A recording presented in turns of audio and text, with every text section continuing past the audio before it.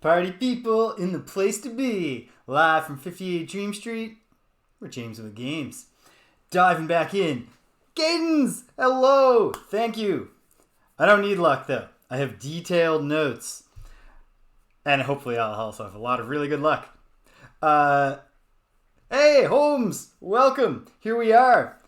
Episode 19 of the Star Control 2 Let's Play. And it is the beginning of my third attempt. So let me paint the picture for you. It's April. Stardate 2159. Captain James of the flagship precursor vessel, the Returner, is parked in Quasispace, watching through a wormhole as the galaxy is cleansed yet again. Binval, welcome! And he turns to his trusty ensign and he says, Ensign, this could have gone better. And the ensign says, yes, sir. Could, Captain James asks, could we have found Quasispace sooner and then formed our allegiances faster, collected the Melnorme tech faster, perhaps purchased the Melnorme information and discovered where the Slylandro were coming from faster? And the ensign says, yes, Captain. But you shouldn't beat yourself. Silence, ensign. I'm not letting myself off the hook here. If only we had another chance. We could do better. Isn't that right, ensign? The ensign says, yes, Captain. I do think that's true. The captain says, well, Ensign B... I'm sorry, I shouldn't call you Ensign B. You're Ensign A. The old ensign is Ensign A. You're Ensign A. Sorry, you're Ensign... No, you know what? We don't need to assign letters. You're my ensign. You're my ensign. For now. For the next few minutes. Until the galaxy is cleansed. If only we had one more try. If only we could go back. 14-year-old Captain James snaps awake on the planet of Hela, right? Vela, and or in the star system, Vela, whatever. Snaps awake and recognizes everything from 2 prior lifetimes, and he runs downstairs to his parents, and of course they tell him it was just a dream. He spends the next 4 years in a great state of frustration, trying to get everyone to get that precursor vessel up and moving with a little more urgency. And now he sets out, armed with the knowledge of twice failing to save the galaxy, but knowing that if you can save it this 3rd time, then maybe you can save a 4th and a 5th, and eventually it balances out. He's a hero. So here we go. Let's fire up the DOS box and dive in once more to Star Control 2. Here it goes.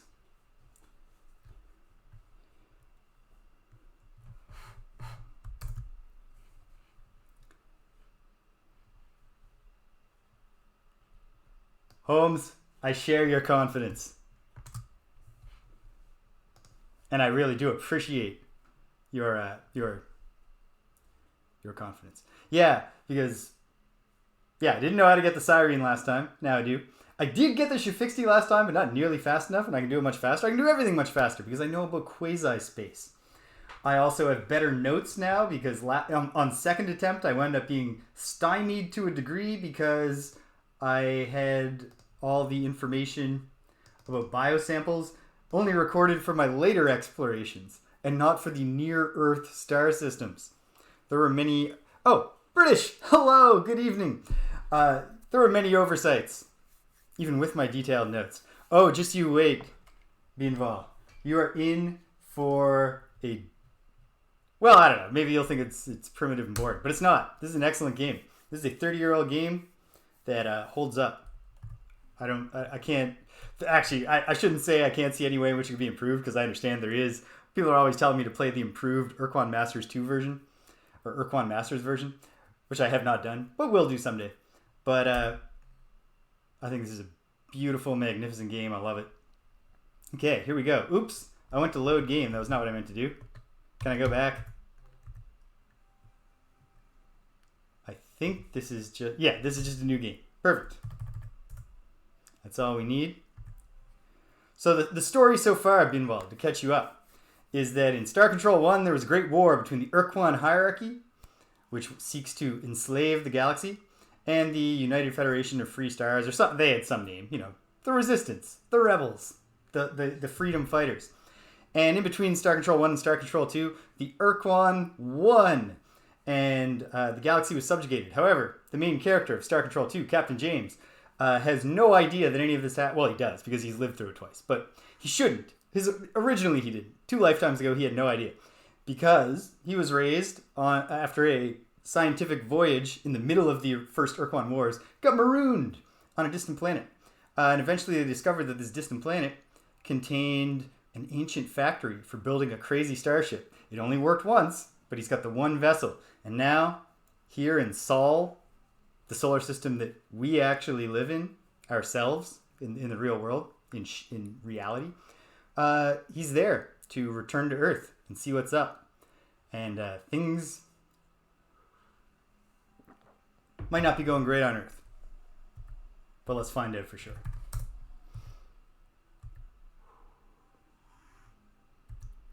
Wait, hold on. I'm going to stop a moment. How do I...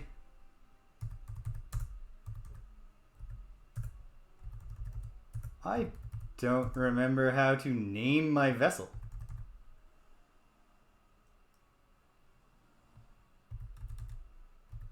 Is this because I didn't do the start a new game thing? I'm just going to... Oops. Quitting closes the... Oh my goodness. Whoever's directing this is a master of suspense. But just you wait, Beanval. Beanvola. My old English pronunciation. Not perfect. On account of it's a dead language. I've never heard anybody speak it. Okay. Of course, launching the game, then taking it to full screen screws up all my windows. I fixed my windows. Here we go. I will select new game. And here we are. Alright. There we go. Don't know what gets me to this. Enter a name for the captain. The captain is Captain James. And we're going to call the ship, as I always do, the Returner. Because we are going to return peace and freedom to the galaxy. And because I'm a big Final Fantasy VI fan. Right, exit this menu. There, it's settings. See, it's not intuitive to me. I think of settings as being, meta game stuff, not the literal name of your main character and your main ship. But here we are, coming in to planet Earth slowly, because oh boy, the hardest part about starting a new game is having this absolute garbage ship. Oh hey, the audio is not coming through. There we go. Let me know, folks, if the audio quality or balance could be adjusted better to your liking. Hold on. Wait, how can I be trespassing on Earth, sir? I am a human, and you are clearly not. So this is our place, right? Unless I missed something during my entire life. Still don't hear any game audio? No audio. How's that?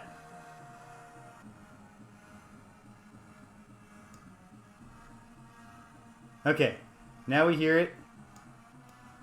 Let me know if it's too much.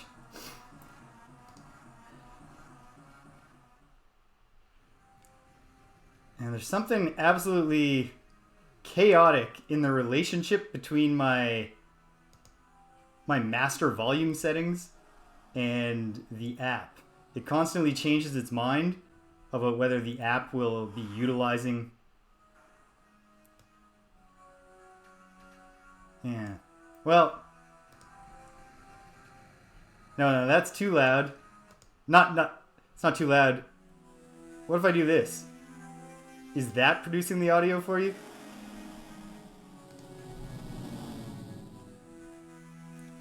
Because in my mixer, it's actually showing up as really loud.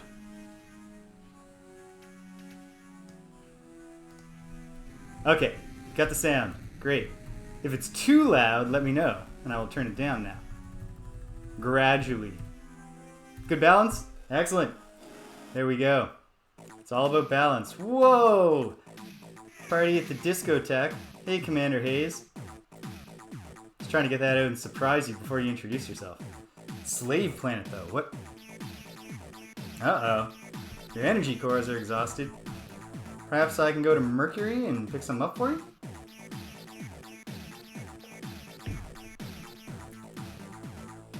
I am not, sir. I am the scheduled hero of the galaxy. You've just been waiting for. Let's just get down to business, yeah. I'm ready to assist you. The Returner. Have you never played Final Fantasy VI?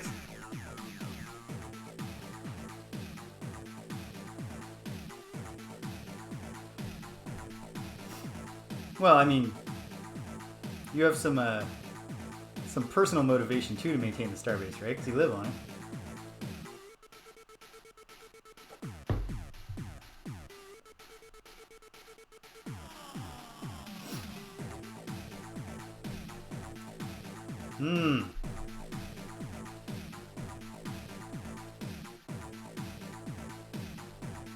Perhaps they got caught up in a crazy civil war. So has the Doctrine War been raging since 2147? No. Alright, I guess it must have been going at least 5 years and a month. If they're 8 years late with the... No, I've got that backwards. 3 years and a month. Yeah, I'm willing to help you.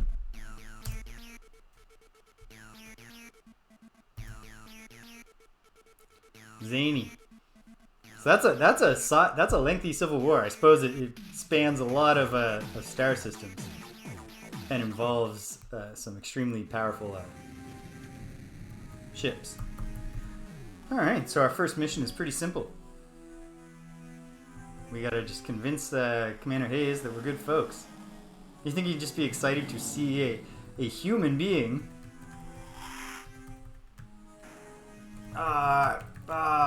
Accelerated far too much for the turning capacity. Whew. Hit an unwinnable state right at the start because I waste all my fuel circling around Mercury. We'll just drift in. Nice and easy. And here we are. Beautiful planet, Mercury. Gets its own official...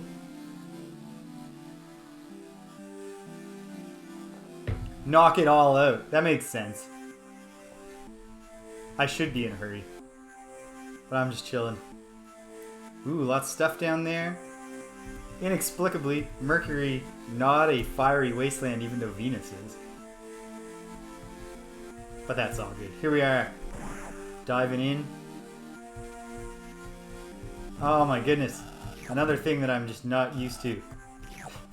The planetary lander, it's also being... Oh, goodness. It's going to take a few trips, isn't it? We should focus on getting the good stuff. Woohoo! Loads of uranium.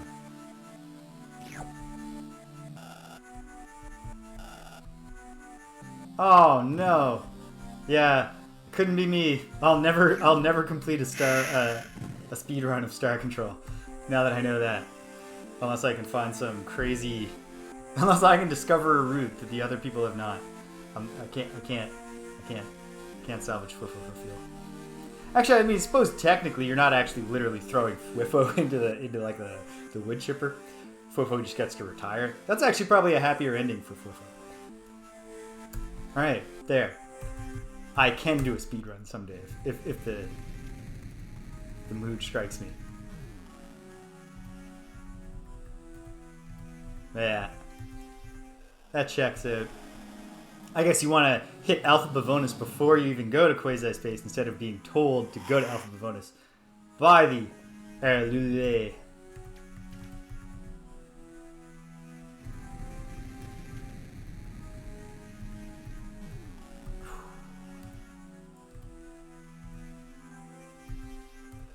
Hopefully, there are at least 50 good books on the returner. Oh my goodness, 7 minutes. I can't even finish riffing over Commander Hayes' introductory dialogue in 7 minutes. I did, yeah.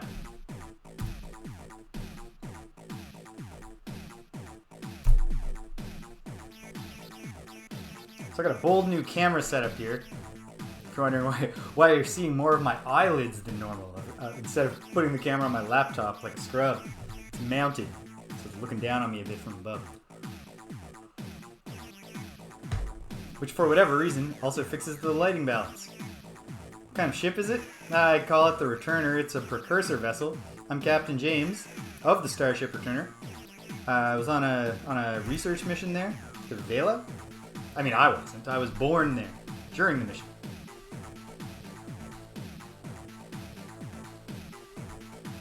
This part I love. If there had been any scientific mission to Vela, I would have heard about it.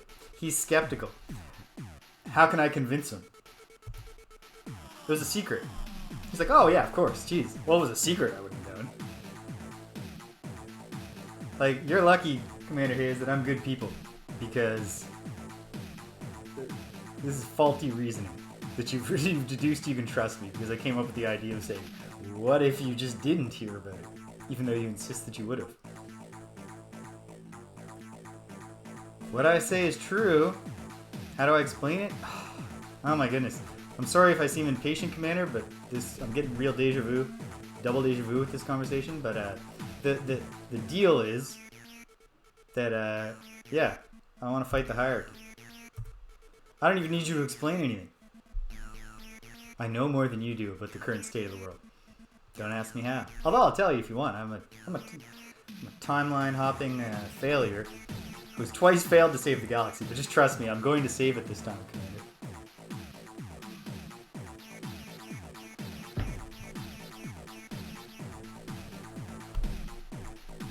Given the I wouldn't go, not like revelations that the Kazurza faction of the Earth One are good, but that they at least do sincerely believe, like, this is what we're doing is in your interest and like everybody's interest, and we don't want you to be exterminated.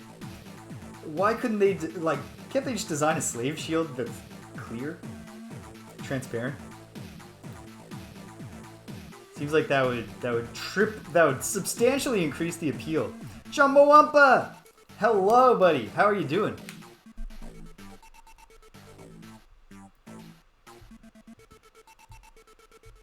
Yeah, with my advanced precursor technology, you gotta be tempted. Well, I don't know about that. To be honest, I've spent 8 years in different galaxies, different versions of this galaxy. Well, then you might as well be here, Chumbawampa, singing karaoke songs.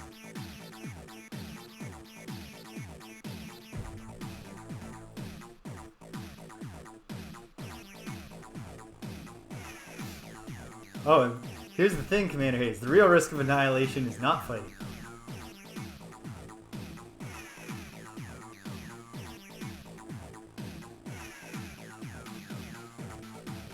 Oh, I'm very confident I can handle that. Got a real good feeling.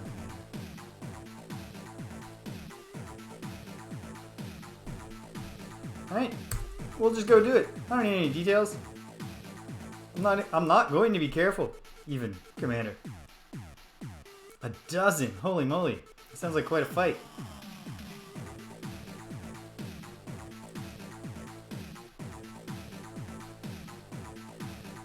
I'm gonna cool my thrusters, Commander. Just got a good feeling about this this moon mission. Heading to Luna. We can accelerate a bit more than that. And boom. Here we go. Whew.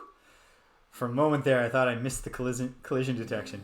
We're going to drift off into the galaxy. It was going to take heaven knows how long to return. Nothing special on the moon. Ooh, but there is a base. Ooh, and there is a lot of biological stuff, although I don't think it's actually biological stuff. I think it's robots. My Saturday is going well, buddy. I came up one task short on all the things I wanted to do before I started the stream, which is doing my daily yoga. But I'll just do the yoga after. And besides that, got some chores done. Failed miserably in a monster train run, and Had breakfast and lunch. Eating meals. Drinking green tea. It's a good Saturday. Trying to recharge the batteries because... Yoga! Although I did also have some yogurt. But I have had my daily yogurt. I haven't had my daily yoga. So I gotta... at least trying to sit up straight. Okay. Here we are. We're done. I missed the report, but fortunately I know what it is. It's that the base was empty. A bunch of fake robots set up to give the impression of activity. Humans have just been sitting here like chumps. Standing around, pointing to the scarecrow, going, that guy in the field. Watch out. He might see us. I'm not gonna lie to you, Commander, you made a fool of yourself. Be darned. You'd think growing up, or not growing up, but like spending years under the slave shield would actually sour a man and perhaps make his language a little saltier. Oh no, an Avenger-class Ilrith. We are ill-equipped to fight them. Unless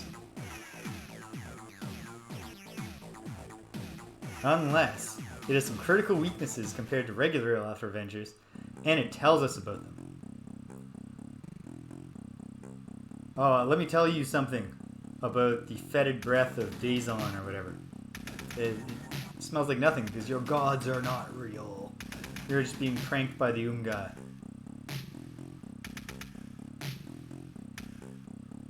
Yeah, well, I'm no ordinary Who man.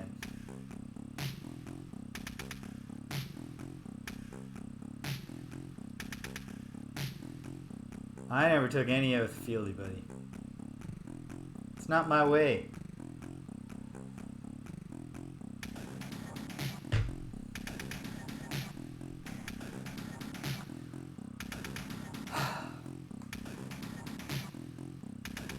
Yeah, where'd you come from?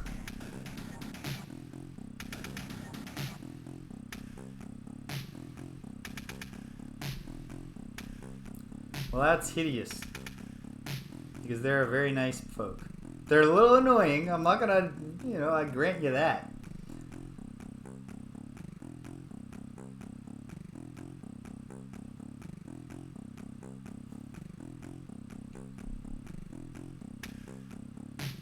Ooh, a breadcrumb. The Jickless constellation is where the Kunk are.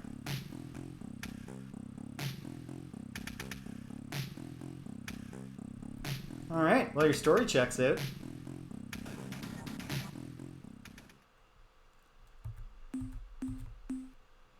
Alright, Spaceman Spiff.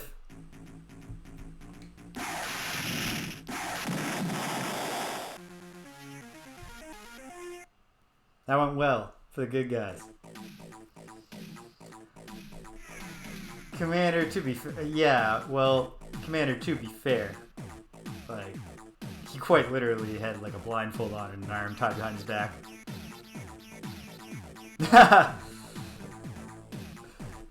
First brush with combat, British, and you're just like, nah, can't do this Space Wars shit.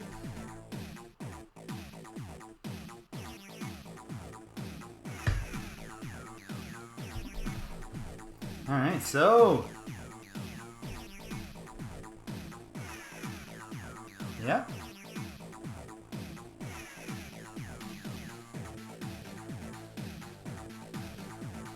Well, then, Commander... oh dear. Well, if you ever try again, there's the strategy. Use the Earthling Cruiser, turn till you're facing it, and then fire 2 homing missiles. Well, this is what we're going to do. Bit by bit.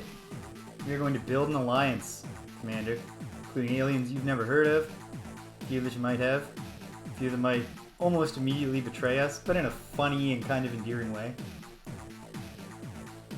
Ah, yes. Like, this is a case where I wish you'd let me type a name.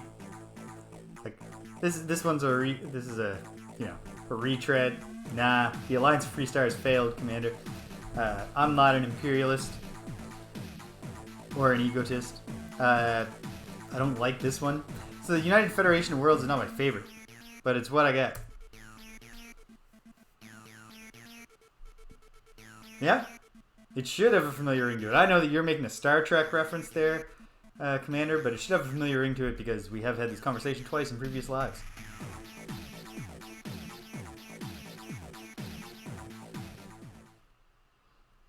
Doom, doom, doom, doom, doom, doom, doom, doom. 2 weeks pass. Oh yeah. That's good. That's good.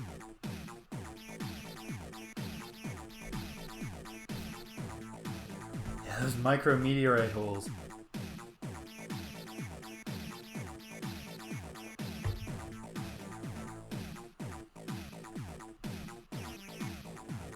Excellent.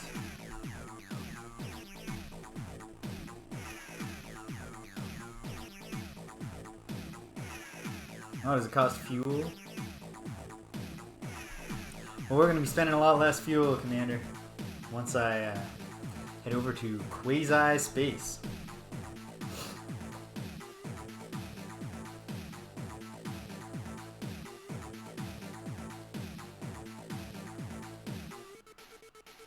Oh, you're going to be brief?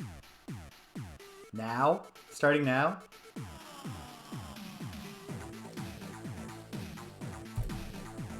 One of these minerals?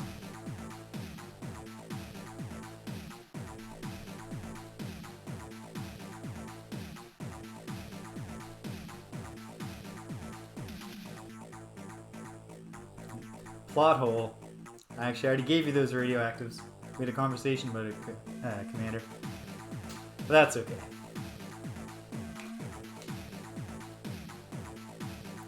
Bye, Commander. Okay, so. Gotta do some outfitting of the starship. What's our maximum fuel rate now? 60? How much of our resources does it take to fuel up right now? Not that many. I think I want to prioritize getting a little faster right now. So let's get a couple of thrusters on there and a turning jet. I'm not sure that the positioning of them matters. In fact, I'm reasonably confident it doesn't, but who knows? Alright, we got a full crew complement.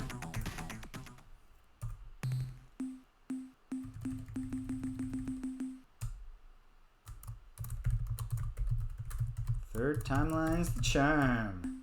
April 9th. My successful run of Star Control 2 begins.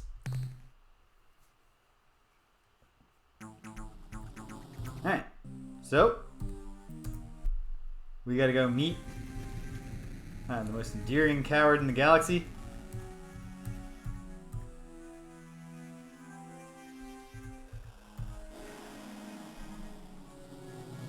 Oh no. Trying to picture the zoomed out version of our solar system and where Pluto is.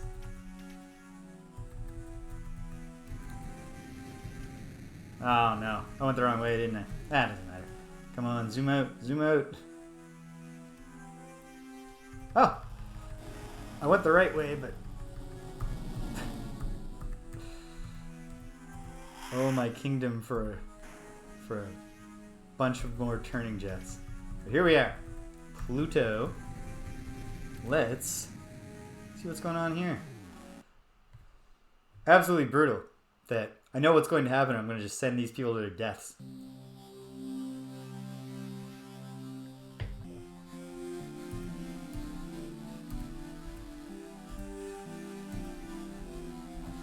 But not before they snag those exotic minerals.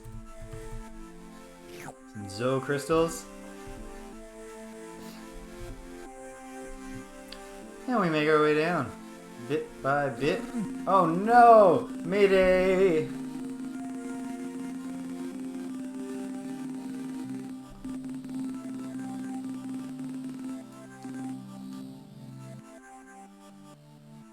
Oof. Kowalski, Fritz, Chin, O'Donnell, Luigi, and all three of the Lieberman triplets, listen. I'm not a military commander. But if I was, and I had 3 triplets in my regiment, I would not assign them to the same reconnaissance missions. For exactly this reason. Like, who's going to explain this to Mr. Lieberman?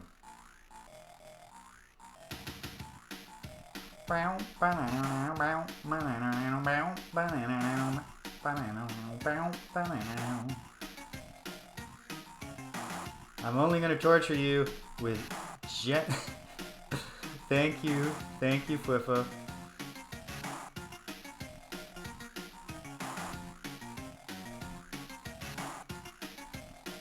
Thank you for your password.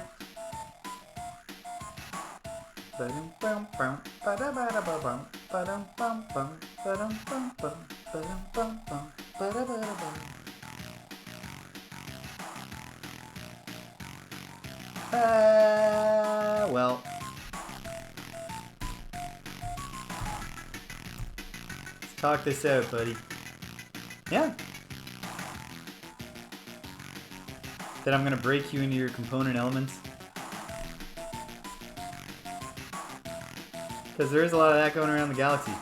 Who claim to be coming in peace. And then suddenly have a priority override.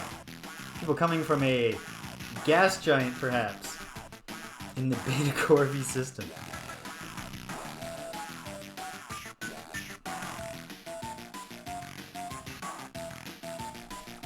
So, yeah, what are you on Pluto for, though? Why aren't you on the moon? Talk to me like I don't already know. Well, not dominated, protected. This is the distinction between the Urkon hierarchy and everybody else.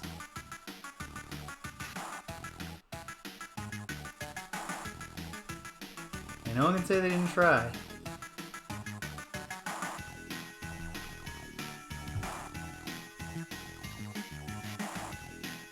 Pride goes before the fall.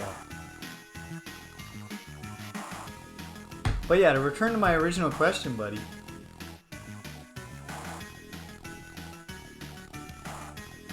Formally subjugate. Please reverse the verb and adjective.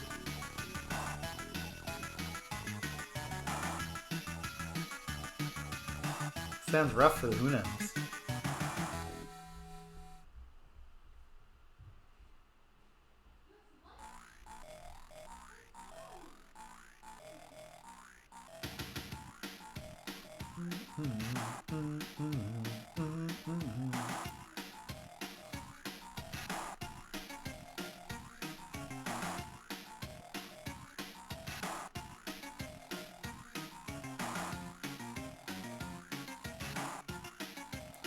Well, us Hunams can be sneaky, Fwiffo.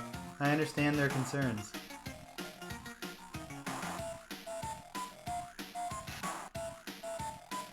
But, yeah, come on, buddy.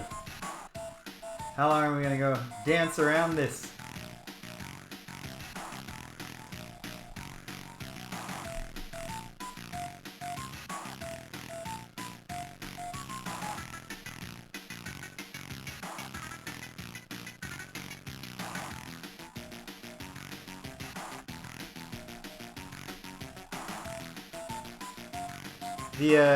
The iris animation on all the Spathi, it's just perfect, right?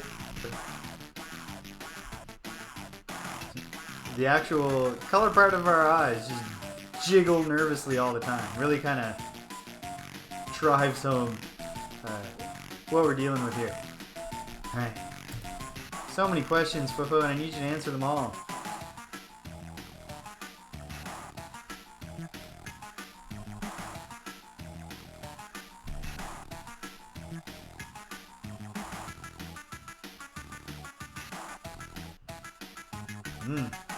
Sounds like they're rigid flipperless.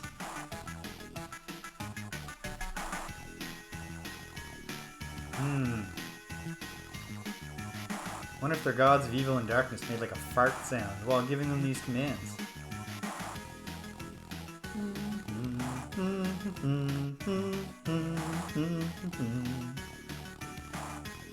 No, Fwiffo. I don't think the Earth spent a lot of time having fun.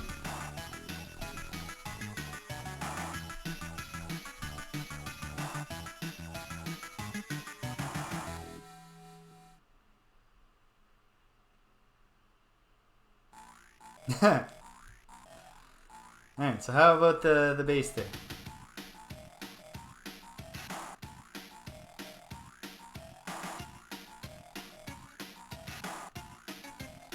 Well, as it happens, yeah.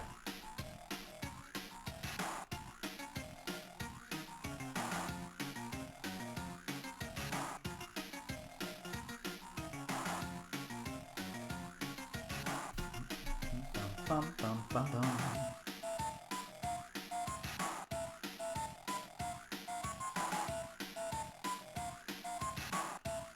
You know, it would be a great if they did a 2022 remaster of Star Control 2. It would be a great bonus feature. Give us an episode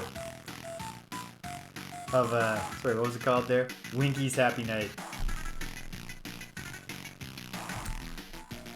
And yeah, what about the rest? Strategically redeploy. Yeah.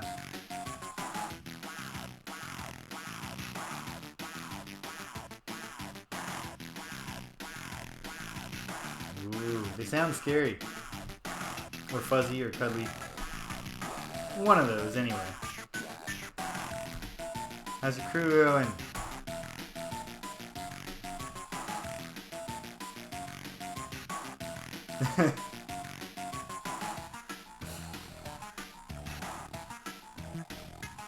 How much time has Fwiffo had to work on this cover story? And he couldn't even get through one sentence without contradicting himself repeatedly and making it obvious that he does not have a crew. Yeah, hundreds. You played yourself, buddy.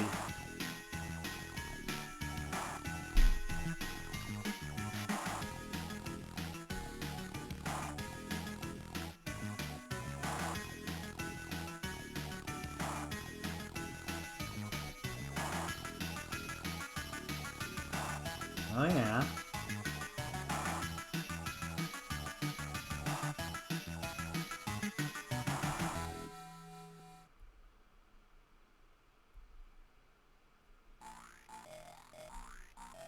Well, do you at least have your trusty...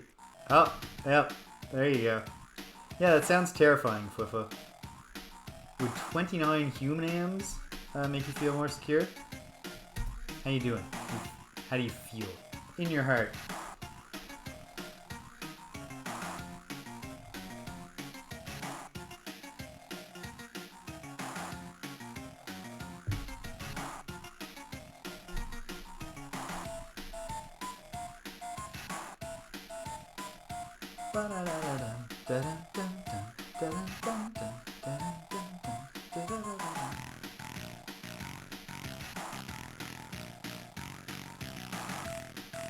That is how I feel.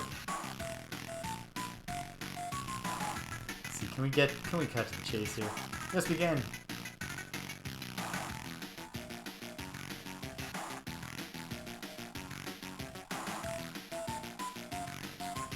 Undying, Fwiffo. I will load that save. This is my pledge to you. Anytime harm comes to you, I'm going back to the save game.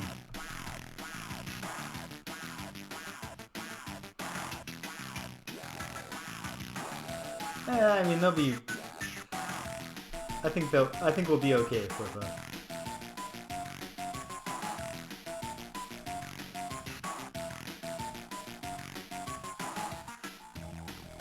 Totally unknown.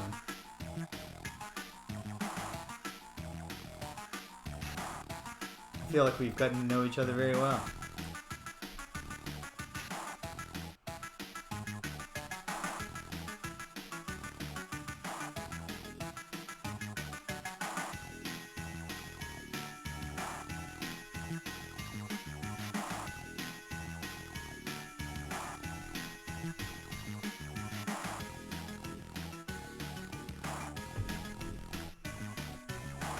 Welcome aboard, Fwiffo. Lieutenant Fwiffo. You're joining the crew at the rank of lieutenant. I suppose technically he's the captain, right? How does that break down? If I'm the captain, but I'm really like captain / admiral here. Okay. Without any further ado,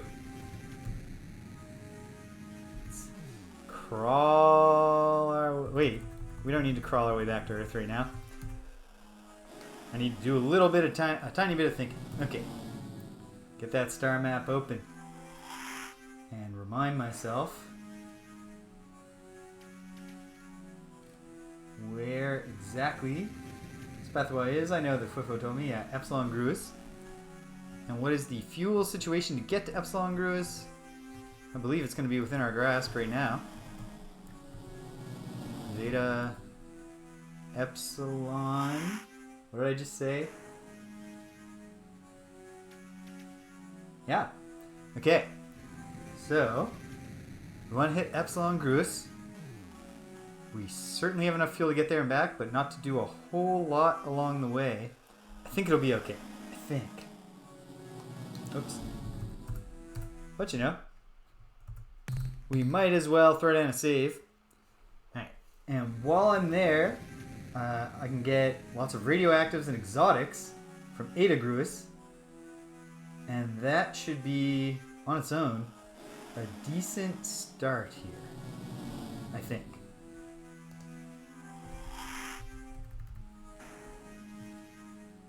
And then, immediately after that, I don't know. I'll do whatever I happen to do next. There's oh wait, Ada's further out than Epsilon.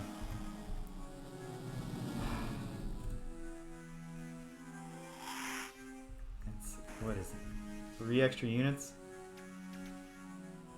Oh yeah, we still have the fuel. I'm doing multiplication wrong in my head. Great. Let's try it. Chart a course, Ensign. Make it so. Alright, so here we go. Slowly. But until this thing can turn and go fast, I'm not putting any effort into making it combat ready. Because look at this shit. This is hyperspace. Like hypospace. Am I right? Jeez. Just crawling along.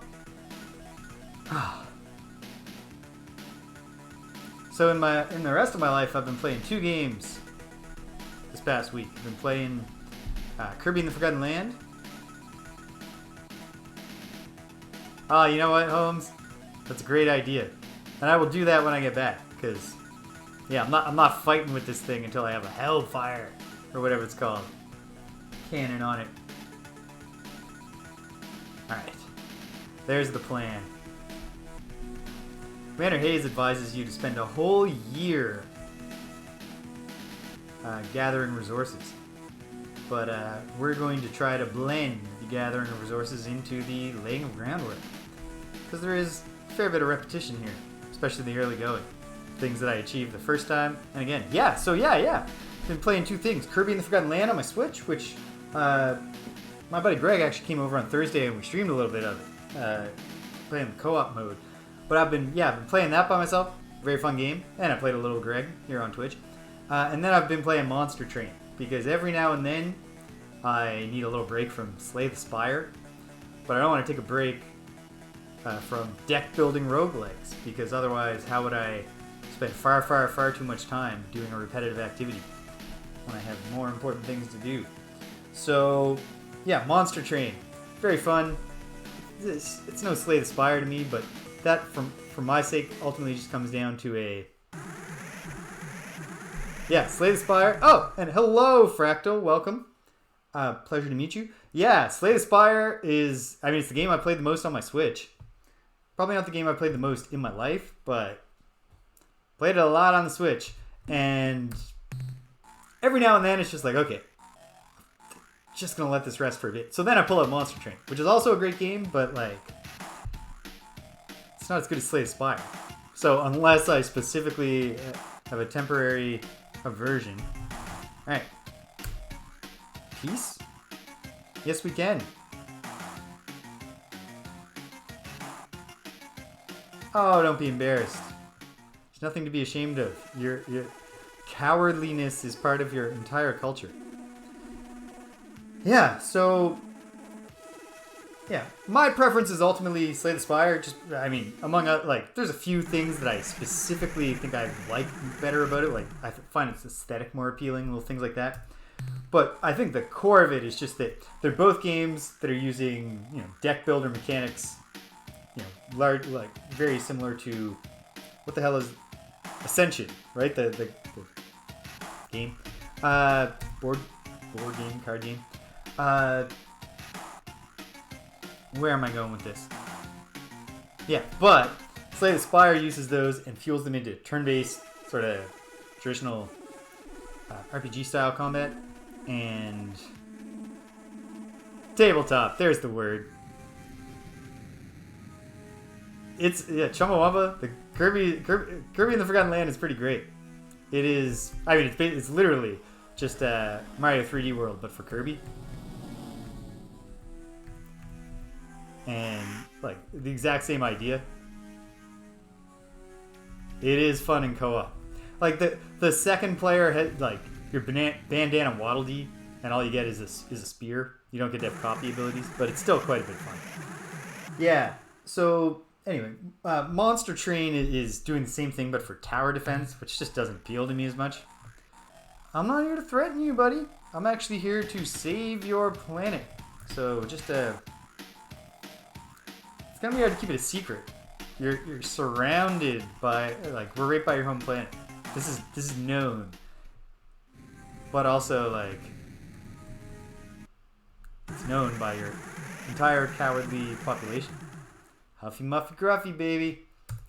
You said it, Alley Cat. Yeah, so I had a glorious victory. Huffy Muffy Guffy, my friends. The safe ones.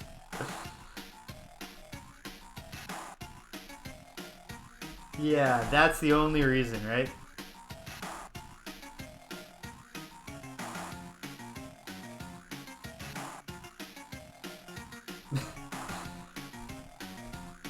Search your hearts, Spathi, and consider whether any of you would honor this oath. Just gonna avoid your question. And let's, never in a million years, Alley Cat.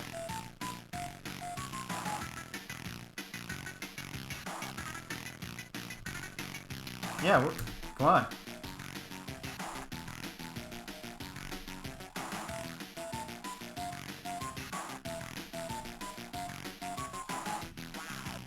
Yeah, come on. Cool ship, right? Cool ship.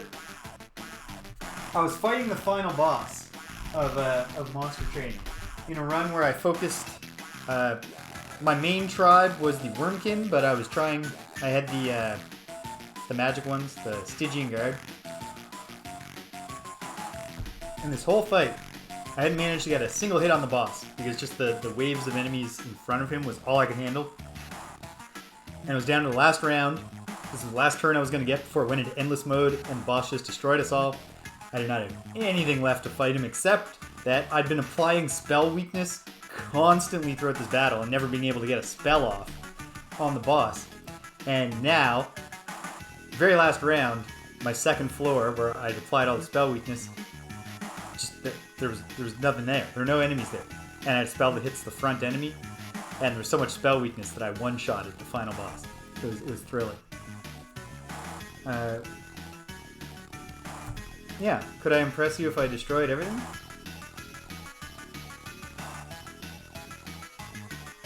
Oh yeah. It's like a side quest, like a main quest.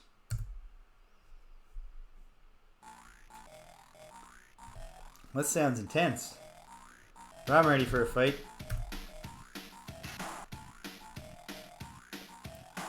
Yeah, if I seem like I'm just hurrying you along here, yep, you're safe. Golden centuries, primitive nomadic culture, complex agrarian, clay tablets. You wrote them before you could even know how to read them. The darkness came.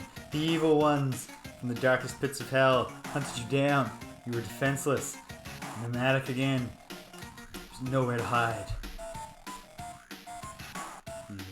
Incredible technological advancement caused by just pure panic. And still not enough. They're too powerful. They're too cunning. They're too ferocious. You fled to the moon. Colonized the moon. Resided for 300 years. Uncomfortably. Alright. I accept. I accept your mission. Why does it have to be short? You can't just do a normal length eulogy for the person who tried to save your planet before being overwhelmed by the evil ones? Oh, come on, pal. Hey, yeah, we are friends. I haven't yet. If you would just, chill out for a minute here. I will kill a bunch of things. Or zap them, stun them, load them in the cargo bay, trade them to the Melnorme, and we don't need to think about what happens next. Do do do do do do. Waterworld. Oh my goodness, there's so many of them. We got a fight on our hands, team.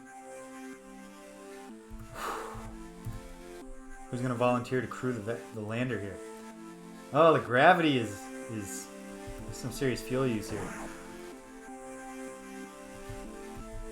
Right, here we go. Oh, thank goodness.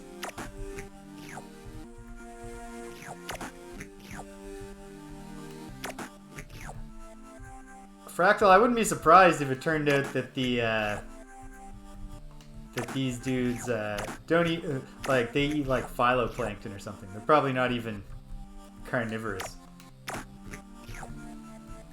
The Spathi just erupt with panic too quickly. Collecting those biosamples. See, the first time I did this, it took me so long in the game to bother even coming here. I did not have a rational path on my first attempt, so by the time I got here I had a fully upgraded planetary lander, and it does not take long to mop up the evil ones when you have rapid fire and drive very quickly. Here it's a more of a deliberate cleansing of planet. Oh, we'll grab a little bit of uranium.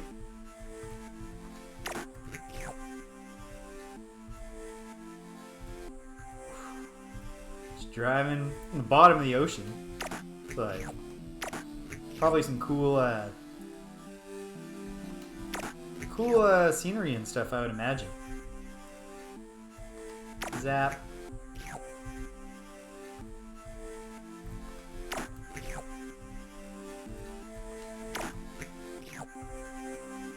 And oh, two of them. Lovers. Stunned together. I assume they were lovers. Maybe I shouldn't be assuming. What, two evil ones can't just sit next to each other and hold hands in a friendly, platonic way? Yeah. It was a battle of attrition, my friends.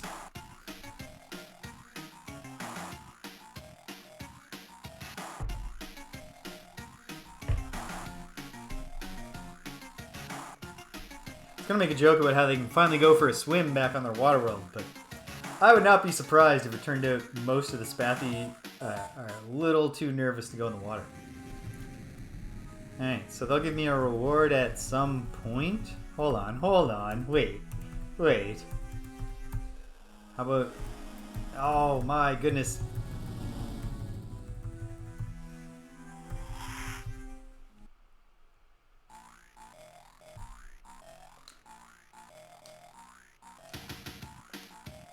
No, but here's the thing.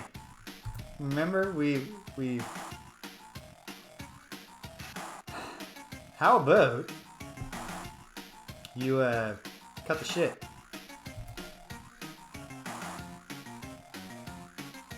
I love the hats. The little party hat. And the...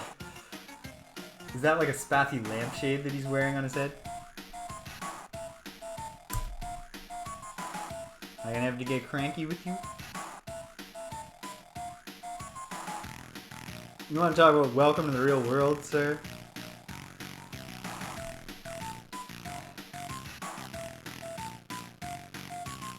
No, I don't see that.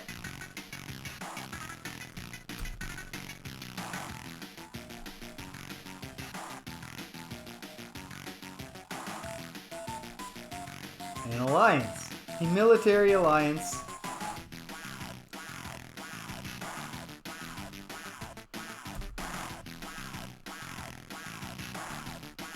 Well, okay. Yeah. Like, you know, egalitarian. We're not trying to dominate you. They only understand one language, and that's being bullied, so listen! Listen, punks. Yeah, there we go. Yeah, just like that. Little turds.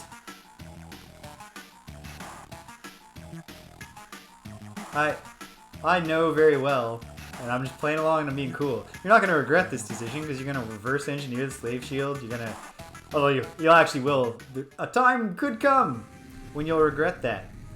Okay, so we're out here. We definitely have enough fuel to get home. Do we have enough fuel to bump up to Ataraxia and score some more resources before we go home?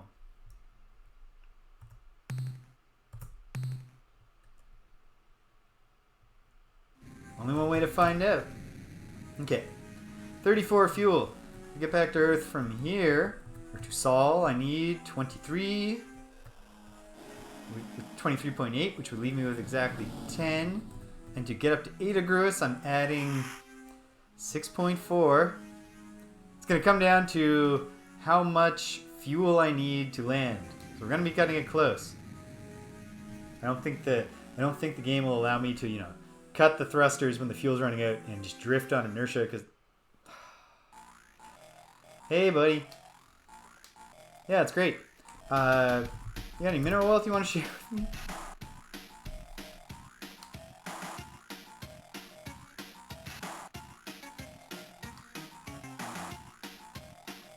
Yeah, Fractal. Maybe it's the evil ones are just down there making snow cones.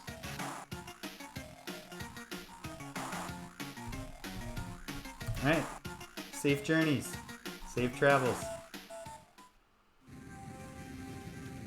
Now, please just give me some space. I'm gonna get back to work here. Okay.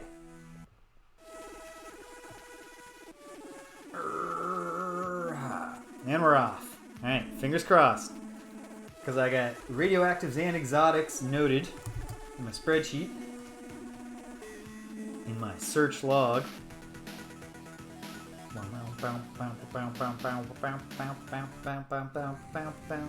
Not many planets to hit.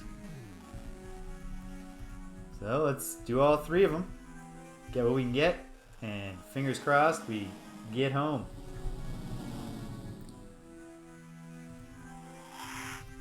Oh no, no.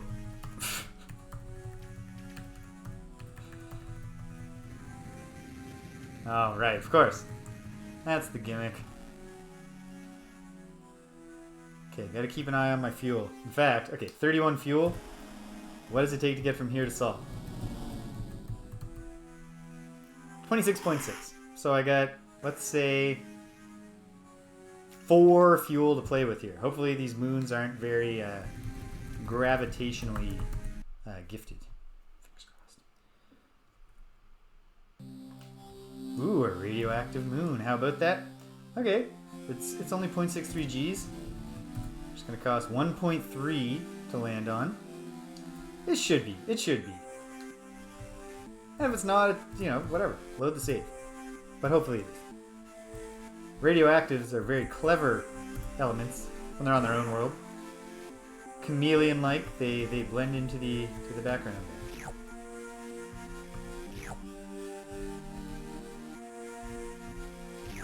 Sure. Alright.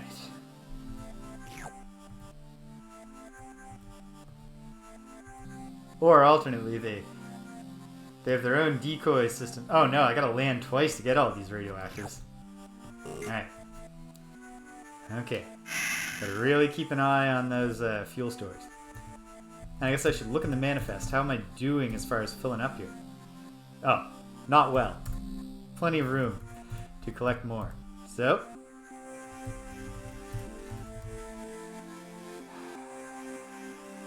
down we go again.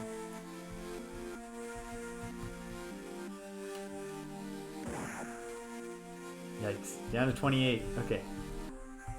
We gotta find those promised exotics after this one. Actually, exotics are always so counter-abundant when you're not dealing with, you know, the gem-style worlds, that maybe hitting this other moon and hoping for more radioactives is the way to go. 28 fuel.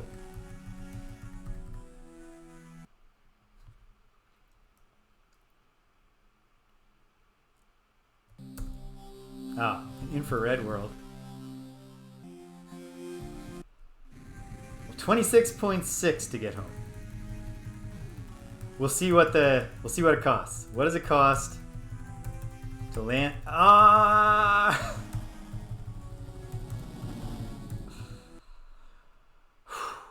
Okay. What'll it cost me? And hopefully this is the pellucid moon. Very low gravity. We can risk this. But this is the last risk we can take right now.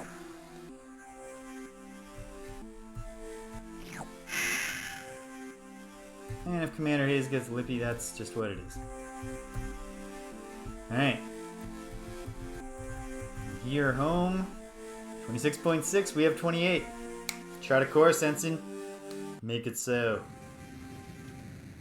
And away we go.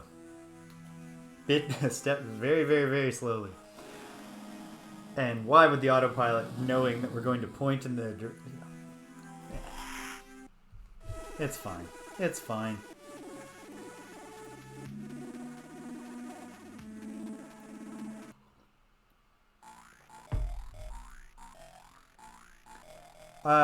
Toughy F. Oh. Oh, well, probably then.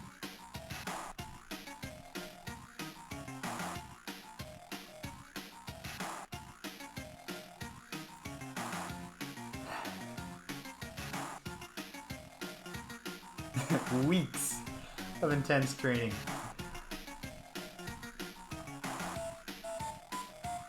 British, had I not gotten distracted by this Spathi, I was going to say the exact same thing. It's just a cool kind of crystal. You got any mineral wealth you want to share with me?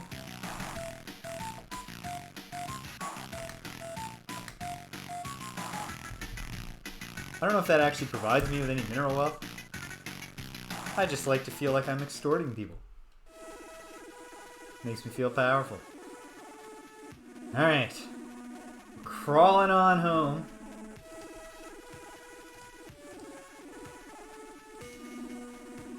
Alright. I guess I won't put the italics down on Ada Gruis. Yeah, I will.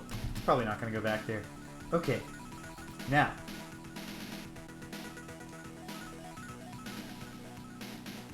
Where are the ruby worlds? I found a few. I found lots of cool worlds. But, okay. Let me go through here. Ruby world in Cassiope. And I'm going to look at the map while I do this.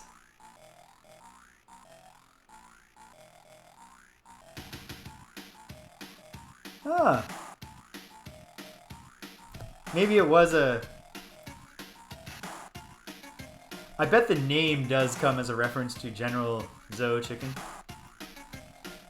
Or as we call it here in Canada, or at least in the part of Canada I live in, General Tao chicken. Okay. Cassiope is... it's a bit of a reach, but I can't get there yet, but I could. With a few fuel upgrades. Okay. What about the net? I'm just hoping that if I found one that's close, that'd be great. Beta Cephe? I don't feel like that's close. Whoops. Gotta end this conversation. It's been great talking to you. Bye-bye. Alright. Cephe. Are you close to home? Cephe? Probably not. Probably not. Doesn't look like it. That's okay. Won't take too long before we can, go anywhere real quick. Not perhaps at cadence speed. I'll get there much slower than cadence, but much faster than me just last time around. Hey, buddy. Oh my goodness. Yeah. Do you folks not share the news? I promise. He's well. Yeah.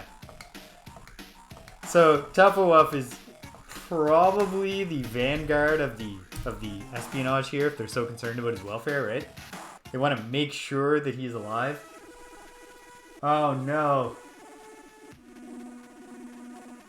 Oh. Hello, friend Spathi. Oh. Well, that's worse. Okay. We don't have any gunk. The Achilles heel of the Slylandro. But when the stars align, as they hopefully will eventually. Yeah, well, hold on. I mean, we don't know exactly what they're after here. And, okay, we're off to a good start here. They come in peace. We're on peace. Looking for peace. Hello, 2418B. Well, welcome to near Earth space. Oh, you're going to try a different behavior. Oh, well, that's disappointing. I was enjoying this conversation a lot earlier when we were talking about, a lot more when we were still talking about coming in peace. Exploration. Oh no.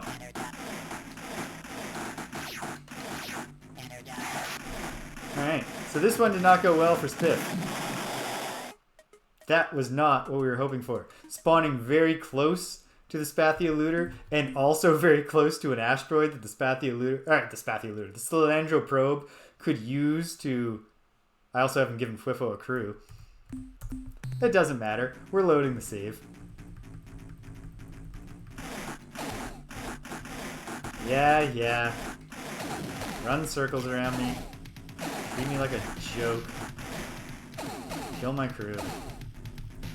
For some reason that I'm finally gonna find out about. Oh, come on. I know it's not actually toying with us, but it sure does feel like it is. Obviously, it does not have the emotions necessary to want to toy with us. It's just doing the best it can to preserve itself. Alright, boom, game over, that's fine. It's not great. It's fine. We'll be okay. We'll be okay. Very soon we'll have an allegiance with the Kunk, and we won't have nearly as many problems. Maybe if we approach this conversation differently, though. Appendage. Friendship. Oh. I am. I record data. I've got a whole spreadsheet for it. I'm also looking for materials. We build new ships as opposed to replicating. We do that. We have so much in common here. I don't know about that part. Alright. Cool. Nice talk. Oh, jeez. I was hoping you wouldn't say that. But, if it's what you want, it's what you get.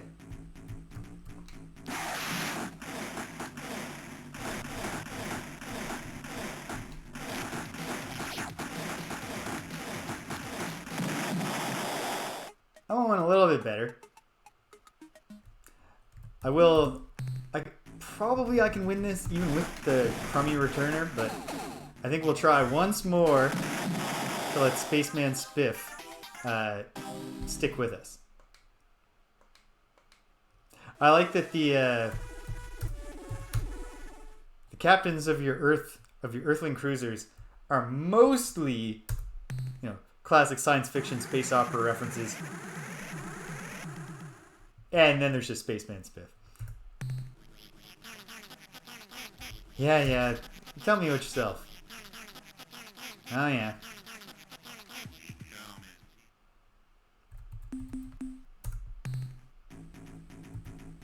Okay.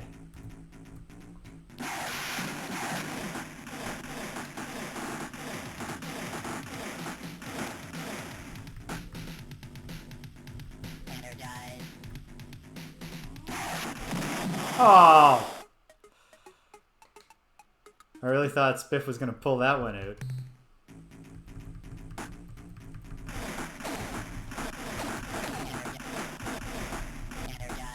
Ah.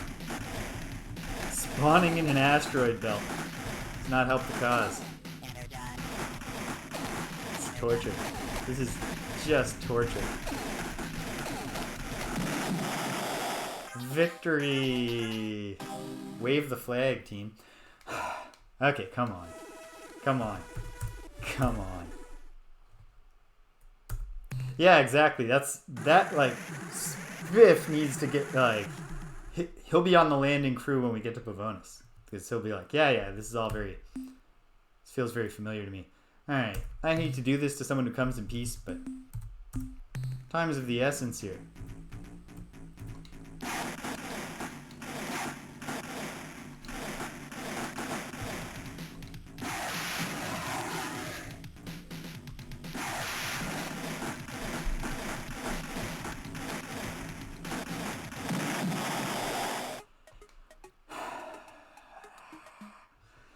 Oh, how I missed the Bakunk.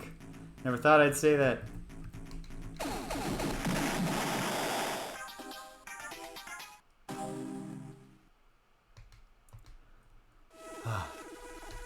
Casting a glance over to my complete Calvin and Hobbes, which is a few feet away from me.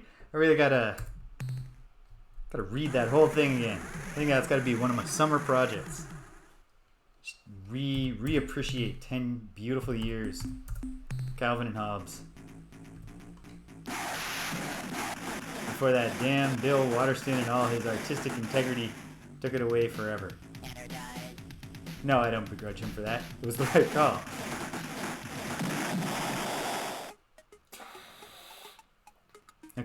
Okay. It's fine. All in good time. I'm too far steeped in blood to return now, or as tedious as go o'er. We are bringing Spaceman Spiff home.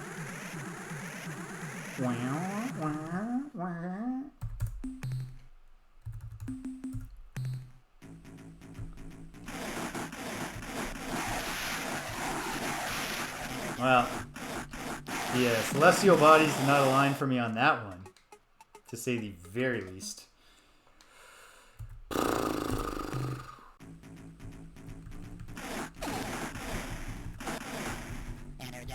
Man, it's hard to believe now how much fun the space combat is going to be, just a little bit later in the game.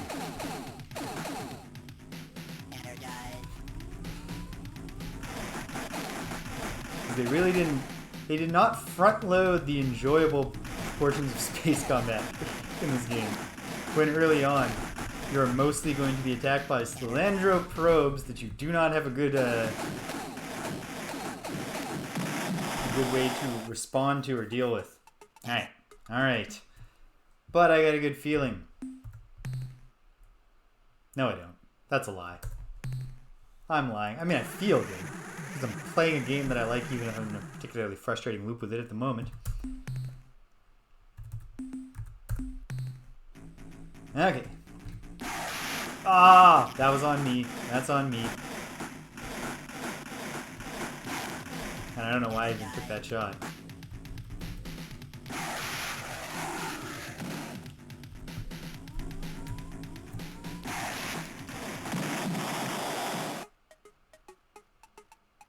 Well, Spiff got landed a hit from beyond the grave there. Good for him. But, oh my goodness, come on.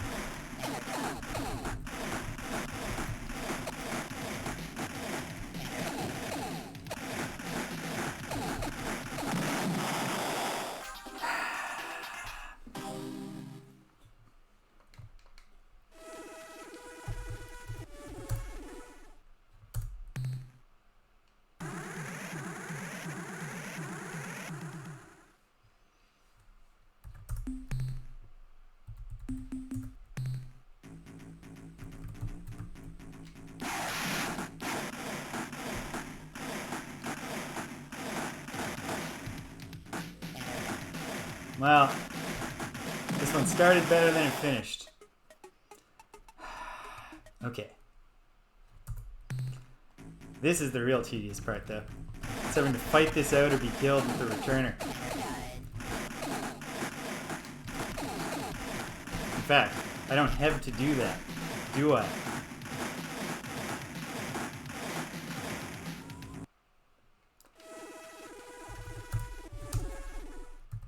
I'm glad I remembered that. That'll at least speed up his loot, which we hopefully actually don't even have to worry about because we're getting it over right now, right now, right now, right now. I choose to believe. I'm visualizing. Okay, thrusters to full, Spiff.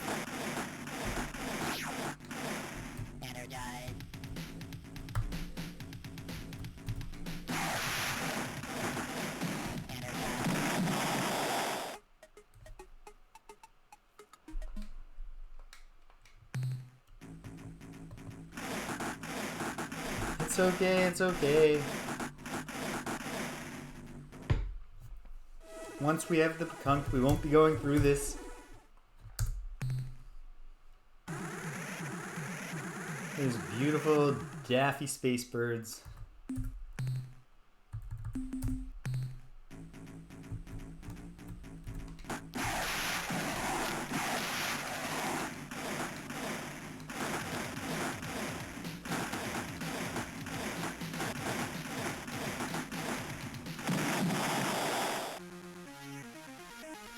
Glorious, right? I really feel like I earned that.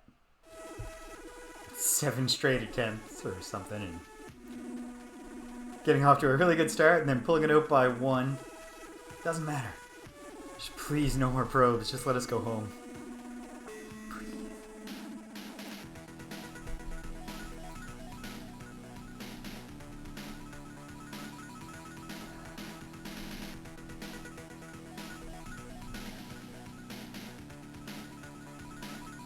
Turns out that just turning around after that battle used up all our fuel. We can't make it home. I don't think that's going to happen. In fact, I shouldn't have said that out loud and manifested the possibility into the world. Here we go. Here we go. Come on.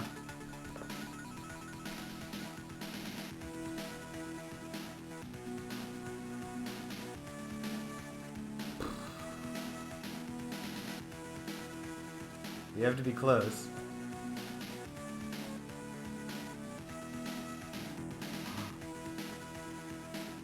There's not Earth, Sirius or whatever it's called. And there's Sol.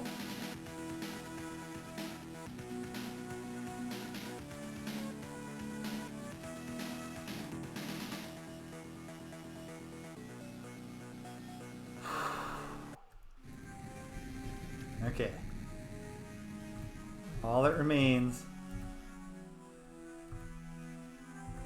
Yeah, we're this is, if you've ever read the Golden Age science fiction story, the Cold Equations, this is a very, we're very much budgeting our fuel right now, like in that absurd science fiction story, which is about a spacefaring like a frontier exploring space traveling human or society that budgets their fuel such that if there's a stowaway on one of the transport vessels, the stowaway must be immediately ejected into the vacuum of space because there's no safety factor at all.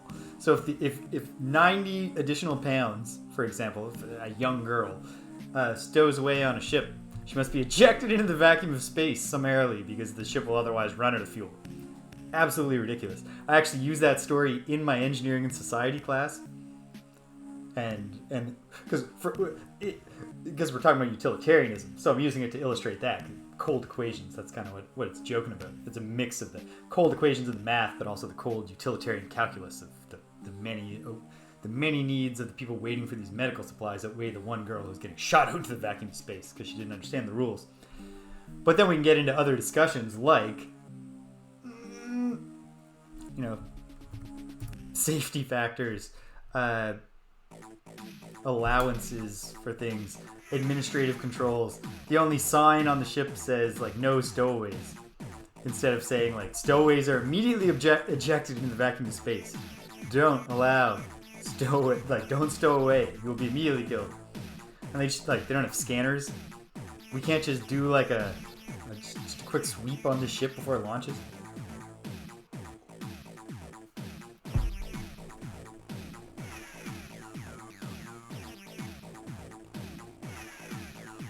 Well, it seems like excellent work for now.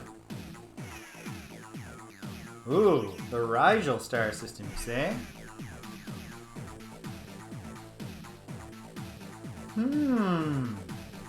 Well, does the broadcast include an incredibly catchy song?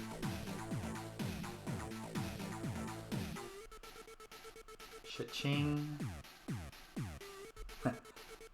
And then. Not a bad job at all. I don't need to hear your bulletins. I don't need your background information, Commander. If you'd like, I could give you some background information. Trying to sound arrogant. I'm just saying. I know more than you about everything.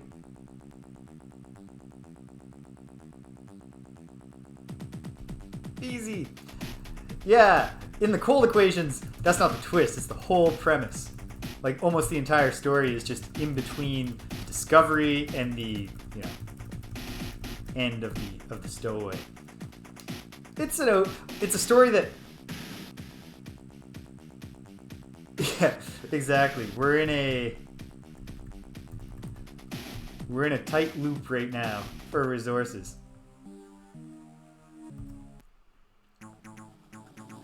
Yeah, when I first read the cold equations, I was a very young man. And so I was just totally swept up in the drama.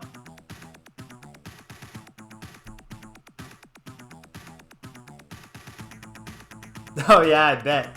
Just let the messages build up. Just don't check in because you don't care. Just don't talk to Commander Hayes the whole time. By the way, Captain. He would probably the Spathi are here and they've joined our team. Also, I've got some bad news, Captain. The Spathi have betrayed us. Alright, we do not need this piddly little pea shooter gun.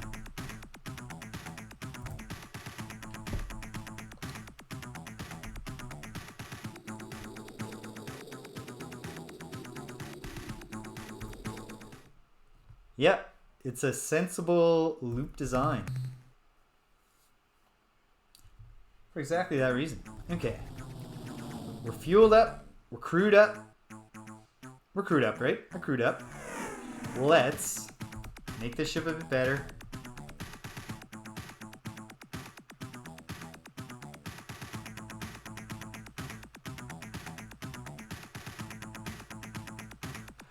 I'm really looking forward, kids, to watching a speedrun once I finally beat the game.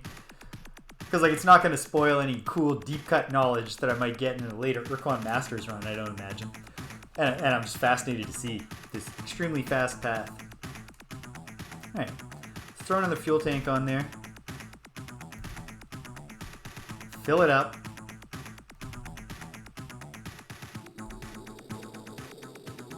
Or, well, hold on. Yeah, we'll fill her up. Sure. And then, modules. Oh, Lord. Well, one more turning jet, one more fusion thrust. I just feel comfortable having a little bit of resource units in the bank. Cryptic distress signal is a great sci-fi opening. It really is.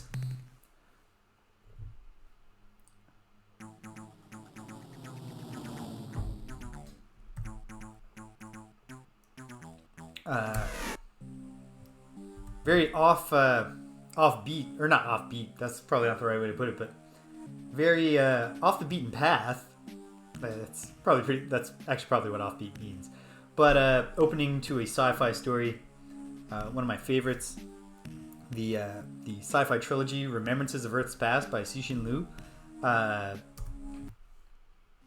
starts with a Maoist struggle session from the Cultural Revolution.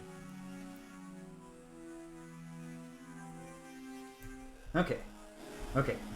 So, I need to get out there. I need to get things. I need to make things start to happen. So,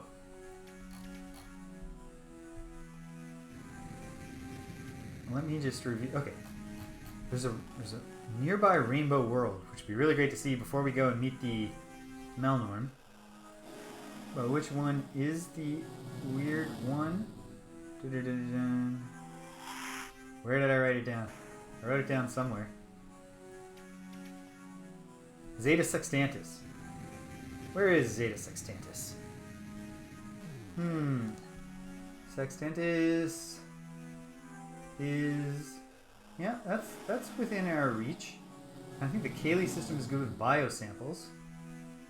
And then, I mean, we can go to Rigel to meet the Melnorme. We can also just go cut to the chase, go right to Zeman.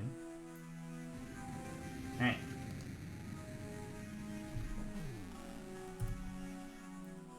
So, let me see. Oh yeah, this is nothing. That's Alpha Indi. Sextantis is down here. Yeah. And it's Zeta? Did I just say out loud? Yes, it's Zeta. So that'll take 30.2, which, I mean, we got for sure. And then up to there would be 17 point... no, it wouldn't. That's not how the thing works. So now let me remind myself. The Kaylee system. Is that a place where I can get some biosamples?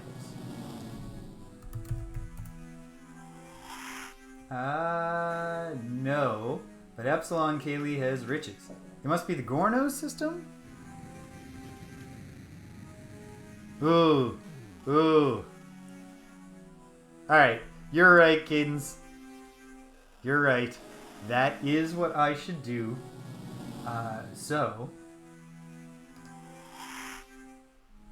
So, along the way, though, I'm going to want to grab at least some resources. And then we're going to be saving a ton on resources, of course. So, okay, obviously, yeah, I got to go out here to Zucchini and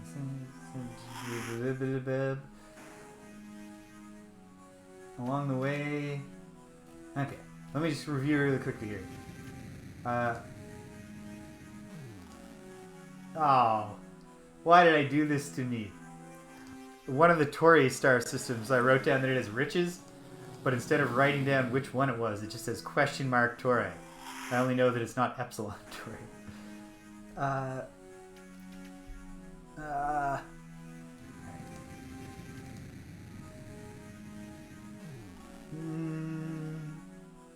Wait, what about the Virginis? I think one of the Virginis systems is something.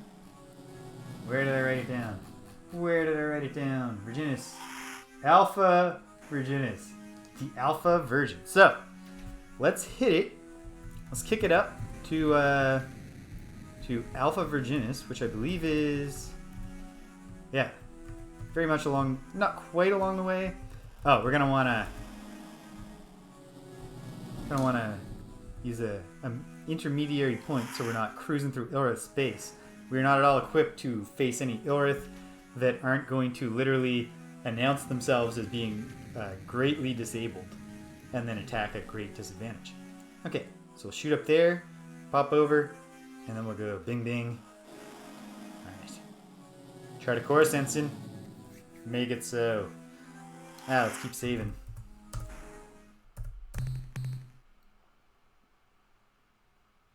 Boom. And we're on the way. Okay. We'll get this out of the way, and then start grinding on that Melnorme skill tree, meet the Pekunk. So many things to do. Hopefully I'll still have time to get at least one Spathi looter before they betray us. Otherwise, it'll just be up to Fwiffo to do all the important fights, all on his own. Zoom zoom. Awful lot of spinning there. Seems kind of unnecessarily showy. That's okay. Alright. We're cruising along. Like a real chill kind of cruising, not like Cruising USA cruising.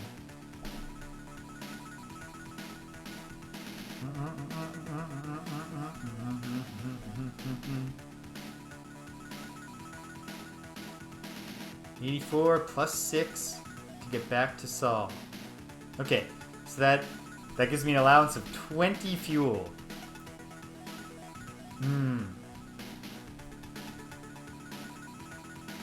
But so far, I'm not actually using that 20 allowance fuel. Because it'll be when I deviate to Virginis that I'm actually wasting fuel in an inefficient way. So otherwise I'm heading towards the general vicinity of Pavlonis. I think we can pull this off.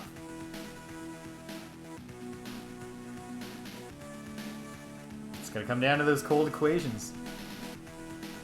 The math doesn't lie. Okay, I think we're approaching the point.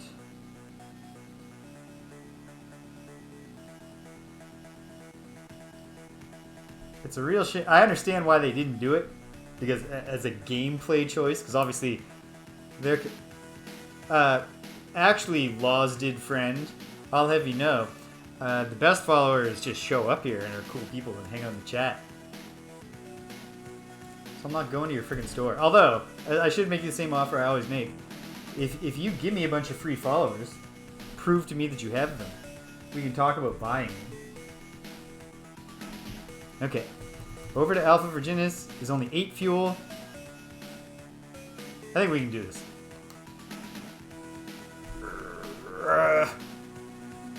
To starboard or port, whichever. Starboard or port, Ensign, you know which one I'm talking about.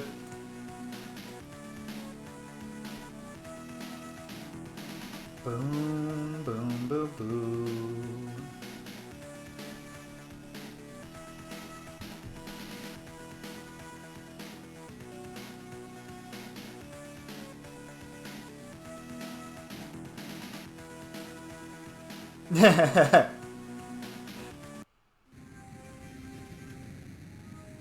Okay, when we get to Pavonis, there needs to be 24 fuel left. Alright, I can handle that. So I wrote down that I found riches here. I suppose I could just, well, hold on. Here's what, we can do a check right here, obviously. You don't need me to tell you that, you know that. So Pavonis is here? No, that's Pegasi. So I'll take 48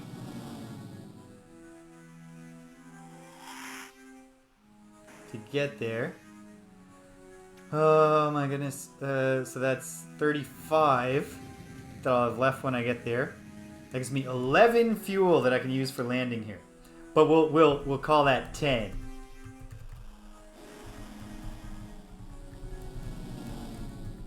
That's our safety factor. Rounding 11 down to 10.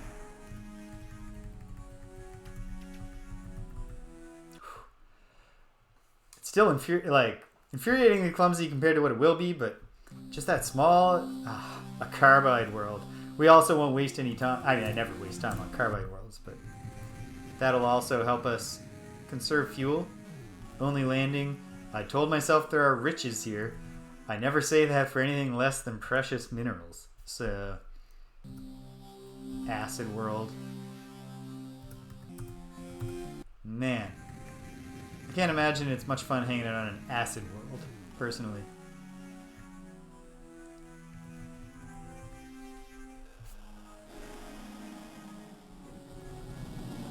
But I worked in a hospital for a long time, so I'm just sick of personal protective equipment.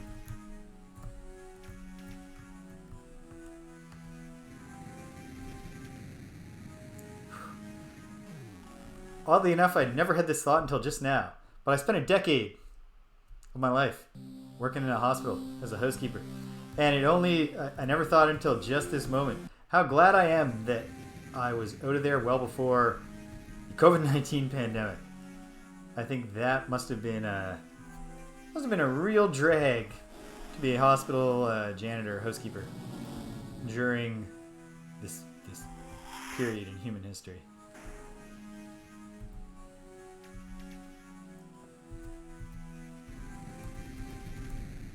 Get the reverse thrusters ready, just in case I've miscalculated my angle. Oh, just barely. Just barely. Here we are. Usually the blue planets, I don't know. I can't remember. Are the good kinds of blue planets? I mean, there are in the sense of, like, they seem like they'd be really nice places to visit. I think a noble world with extraordinarily low gravity. And very little risk. Even for this fuel, yeah, 0.2 fuel, fine. Just because, like, seems like it must be really pretty down there. The crew deserve a little treat now and then. It is hard work. Turning the big giant crank that currently is the source of the returner's ability to rotate.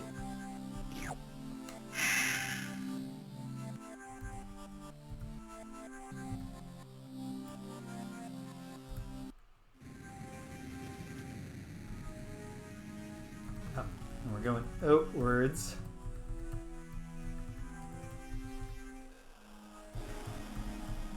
Here we go.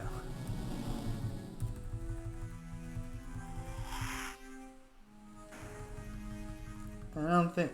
I mean, it seems pretty likely to me that these riches that I wrote about will emerge from that yellow world there. Unless they were on some moon. I suppose that's also a thing.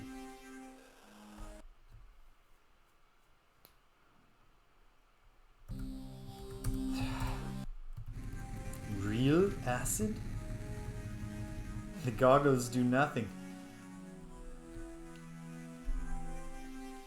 Just shouting out of context references here. Oh my goodness.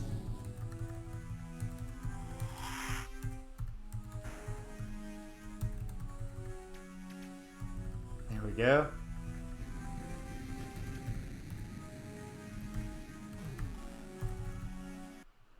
Come on. Treasure planet.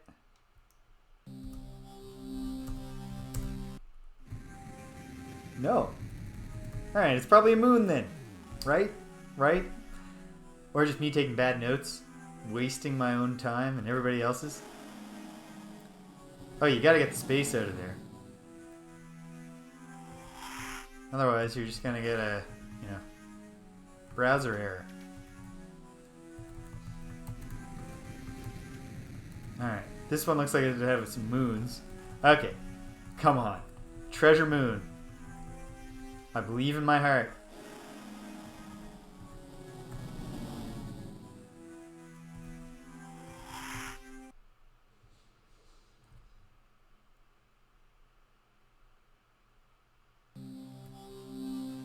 There we go.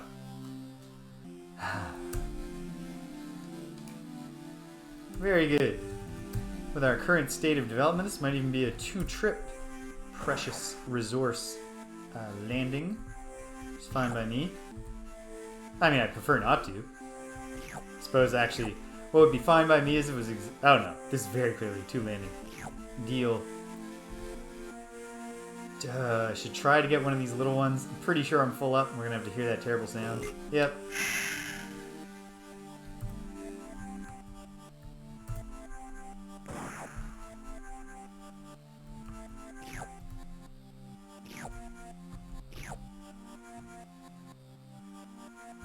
We won't land a 3rd time. I don't think it's worth it. We have, you know, tight allowances here.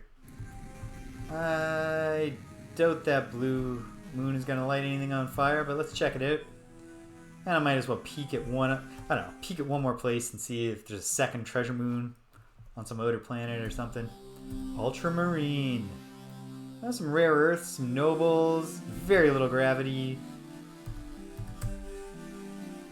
And bio. Okay, yeah. Here we go. Just in case, because we're going to be moving very slowly and shooting very slowly.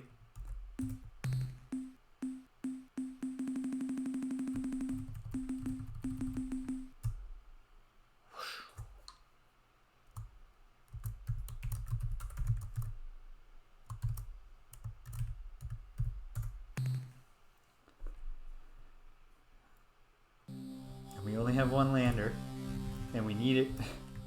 Where we're going, we're gonna need it. Okay, at least some stationary life forms. That's nice to see.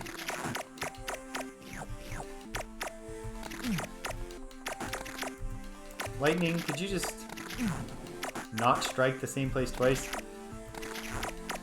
I know that technically. I mean, A, that's not an actual property of lightning, that it does not strike in the same place twice. It'd be crazy if it was. It would totally upend the science behind lightning rods. If lightning can't strike the same place twice, you're just wasting your time. Installing lightning rods.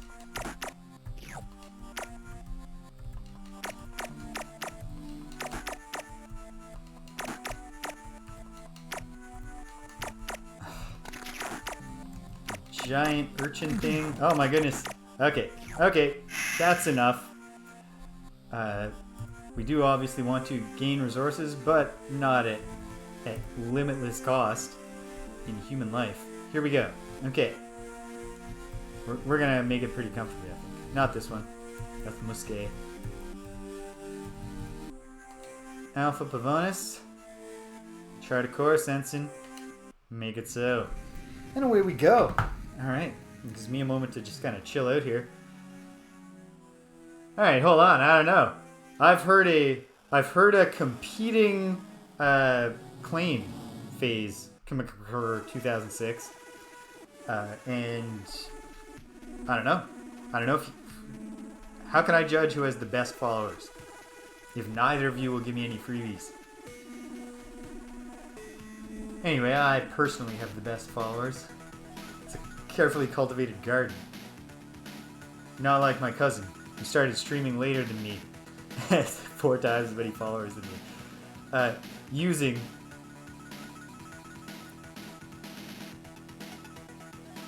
Yes, okay. Cadence, I am going to do that. Okay, so obviously, is it just /ban space and then type the nim? I know literally nothing about anything.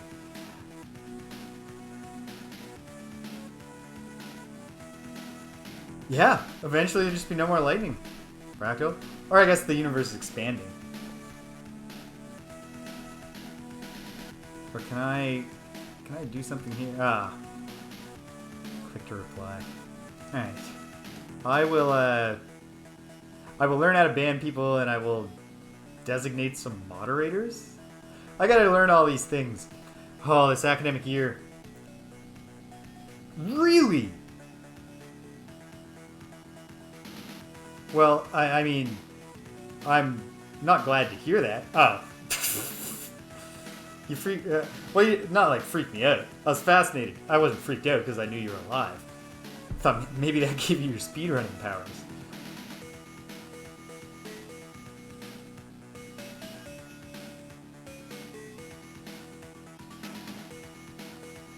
Oh, I'm extraordinarily naive, Kings. I'll believe anything you tell me for at least a moment. Crawling through space. Like right now, to follow up on the turning a big crank. Well, I mean, then that's its own thing, right? As in the 6th grade, this is not lightning related at all, but it is rare occurrence related. In the 6th grade, playing 5-card draw poker, gambling our like Skittles or something.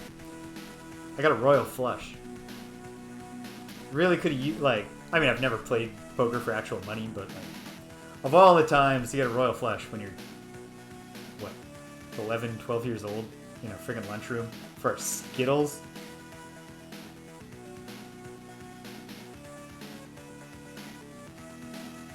Wow.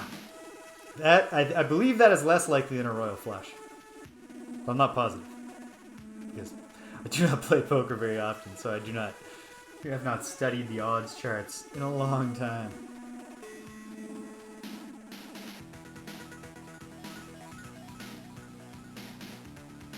We made it.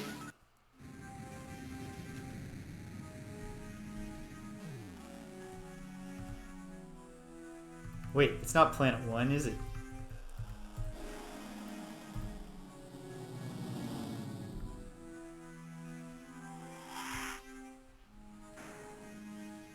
It is... I may be able to look it up faster than someone can tell me. But you're not spoiling anything if you tell me, because I've done this many times now.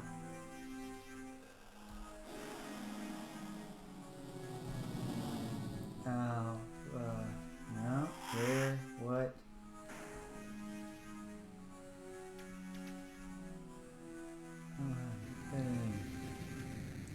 Alpha bonus. I didn't write it down, but I don't think it is Planet 1. So,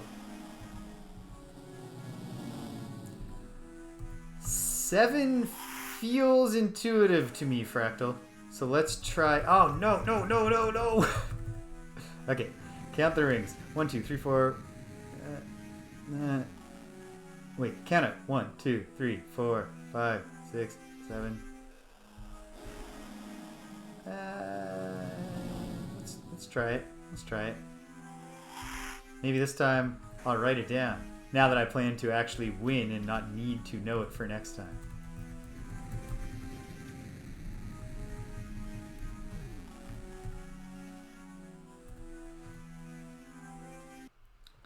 At any rate, we're not making any unnecessary landings here. Not just because of the conserving fuel issue, but because of the... There we go. Narrow it down to 2 for me, and it wasn't even a coin flip. I actually did think that 7 seemed more likely because I thought it was an outer planet. Here we are. You know what?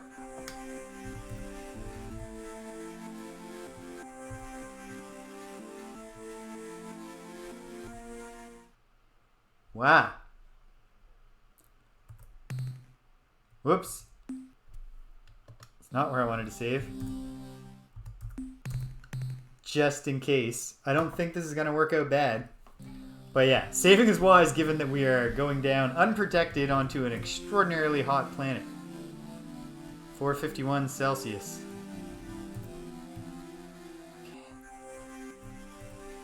Come on. Land. Safely. Boom! So nice when it happens good. Captain, we have located the wreck of an Urk-1 dreadnought here on the planet's surface. The fact that there is anything but a hole in the ground indicates that the vehicle must have had some engine power left to soften its crash. Most of the dreadnought is just so much alien junk. Hi there, Fritchia. How you doing? We've made hollows of everything, but I don't think it will be much use to anyone. Third, although I've never won. This is my third attempt. The very beginning of my third attempt.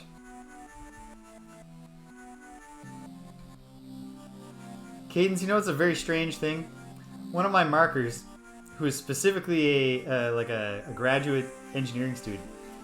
Thank you, Furcha. I mean, I need the luck even more, because I'm on my third round. I failed twice to prevent the cleansing of the galaxy. Yeah, one of my markers, who is a graduate engineering student, was marking a student's, one of my first year's technical reports, and the student expressed a number in scientific notation, like a number, a very large number. Reason that she used scientific notation, and she flagged it and said, "Last 2 fails were lack of time." I'm going in blind here, right? So there's a lot of groping in the darkness, and I'm going in with just a personality that is not really suited to doing things in an optimized or efficient way. So, for example, I discovered Quasispace very, very late in run 2. I discovered... I only maxed out the Melnorme information tree at the very end of run 2 because Cadence was like, please, just get the information. So, it's coming together, though. This time around, I got really good notes. I know a lot of the important things. I think this is my victory run. And I certainly know, I mean, winning on the first time would actually be a drag. You miss out on some really interesting, the bad ending is yeah, that's the thing. It's a game changer. I likened it when I discovered it to what am I thinking here? In Ultima 5, there's an item that you can get pretty much at any point in the game. But if you're playing blind, you gotta learn where it is. The Crown of Lord British, and once you get that and you use it in any battle, it nullifies all of the monster's ability to cast any spell. And so it's night and day between before and after you get the crown, because there are some enemies that are just friggin' impossible if they have spells, and are jokes if they don't have spells. And that's exactly how it felt, even though by the time I got the Quasispace, it was too late for it to be of any great benefit to Timeline B. It's going to be great here for Timeline C. So, we're heading straight around here somewhere. And then... Oh, it's the 17th now. Wait, if it's the 17th now, why can't I just... Oh, here it is. Yeah. Obviously, we're not going to make it with our crummy little thrusters. Oh, it's crazy in or out of scientific notation. But yeah. Yeah, my marker, again, a graduate engineering student, highlighted the scientific notation and was like, this is an awkward way to put this. Just write the number out fully. No. The student should not have included a number whose digits after the decimal stretched onto a second line of text. Anyway, so the student obviously submitted a reevaluation request, and I approved it and raised their grade. Because it is not a problem to use proper scientific notation for the exact purpose. Thank you for stopping by, kids. Always a pleasure. Did you get any world records while we've been talking? Oh, you gotta go. You don't have to stay and tell me the story. I shouldn't. It's a very Nova Scotian thing to prolong the leaving process, but yeah. Last is 4 close. No, I'm doing the thing that I just said I won't do. I'll quiz you about your world records next time.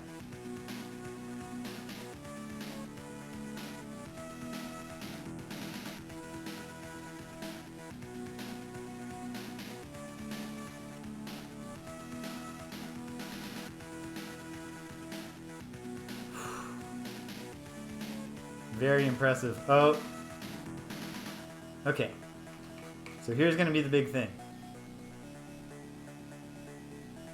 I need...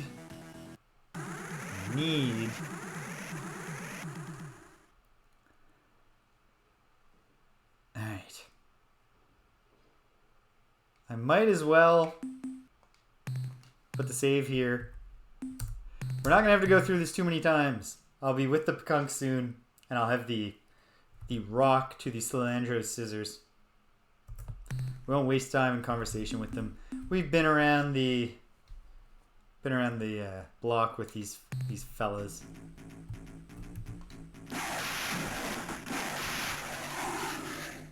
Oh, that went very well.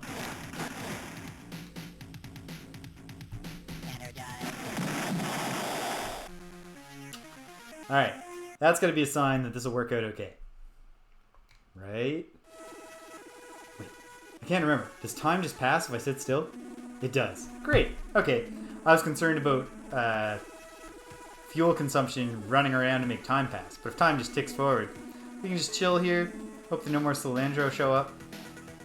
If they do show up, hope that Spiff is just still feeling his oats.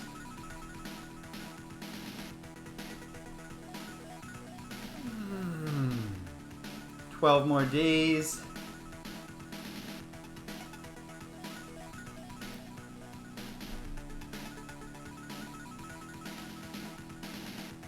The crew of the Returner has a book club, so it's okay. They'll be alright.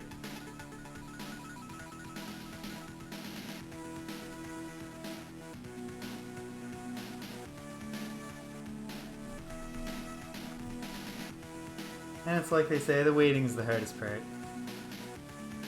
Climbing the walls here. Floating upon the walls. 13.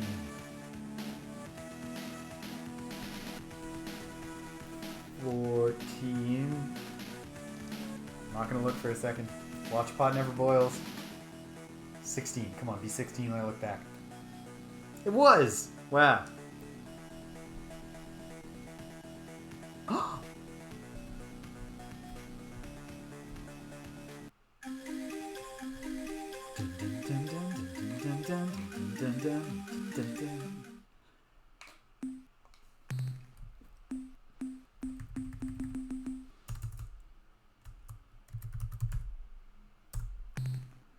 And here we are in Quasispace.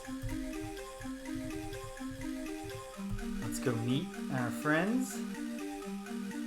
No fuel pressure here. We got all the fuel we need. In the sense that fuel is infinite in Quasispace, even though time continues to proceed. making our way to, I can't, it's got a very complicated name that I'm maybe this time around I'll learn it. Maybe.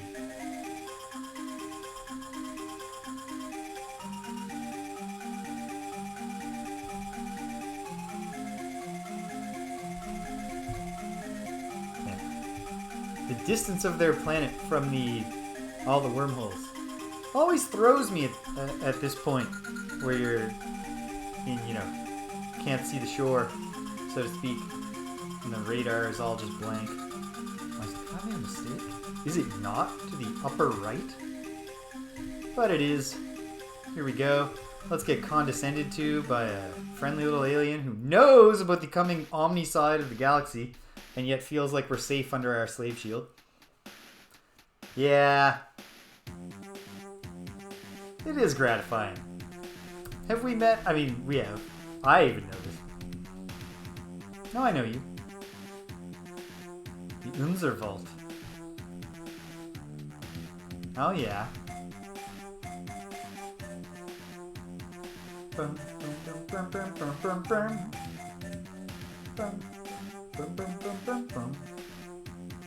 Bum, bum, bum, bum, bum, bum, bum, bum, bum, bum, bum, bum.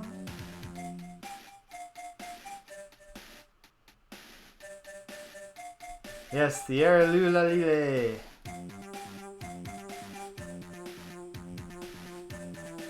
Oh, I've heard the tales. Your own dimension. Use the primitive term while you're speaking to primitives. Is that really so clear to you? Again, knowing that you are aware of the flow of causality and the doctrinal wars, the Urquan. Now, of course, it's the whole thing. Higher beings, they're aloof.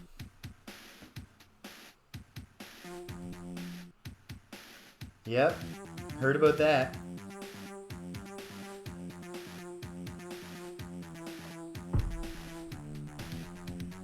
Yeah, apparently the Earth people of the future are peace-loving people.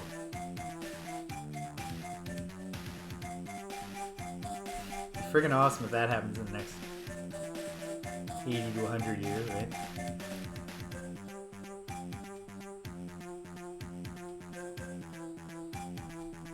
Mm-hmm.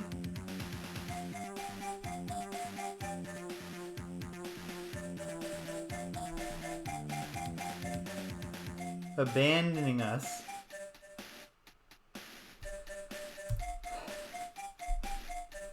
They are. I think it's a great type of character. The, not at all malintentioned, but just so aloof that they're just, they're alien, literally.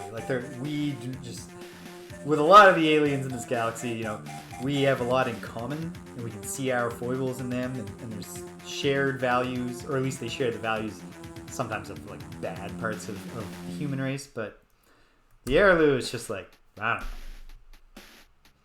Your desire, their interests are not our interests. They care about us, but just not that much. Or they do, but just they want us to be alive. Except even that, they'll let the Doctrine War happen. Hey, you got stuff to give?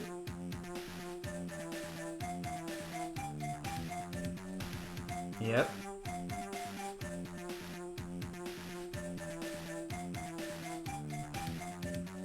Bum bum bum bum bum bum bum. Bum bum bum bum bum bum bum bum bum bum bum bum bum.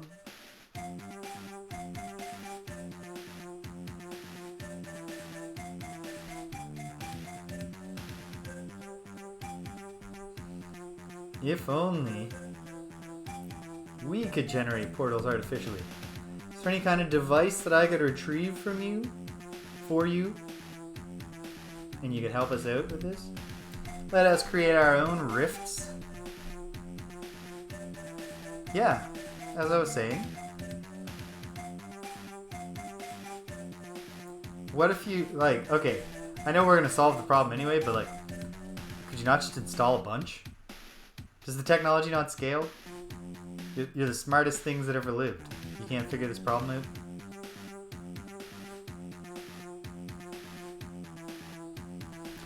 Okay, I'll go see if I can track that down. Wink.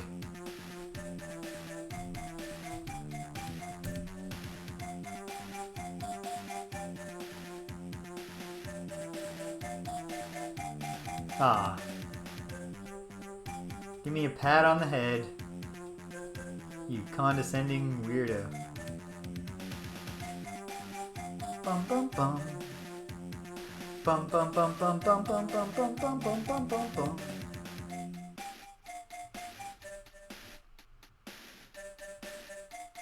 But yeah, like, it really, like, you know, the core are scary. But they're scary in a way, like, you can recognize their motivations. You can see where they came from. The Erlulalile,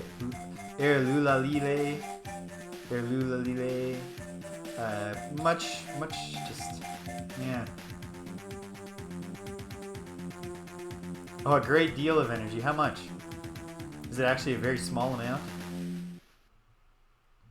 Yes, it is. Okay, that's comforting. That's good to know. Alright, so yeah, you did some stuff to Earth.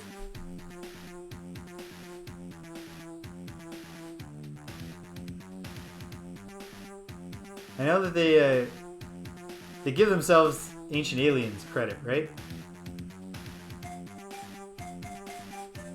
At some point in this dialogue, or they already have, and I wasn't paying close enough attention.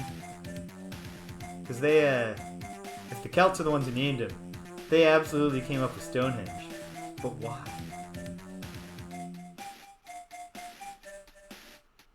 That's true. It would be an awful lot at the very start. But yeah, come on, keep talking about your creepy. Oh yes, ignorance is our armor.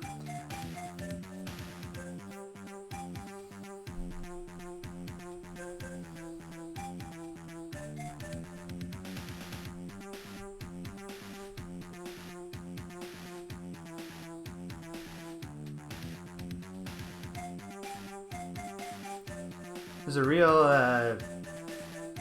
Lovecraftian vibe to what they're saying here. You know? The inability of the human mind to coordinate all its contents is the greatest blessing.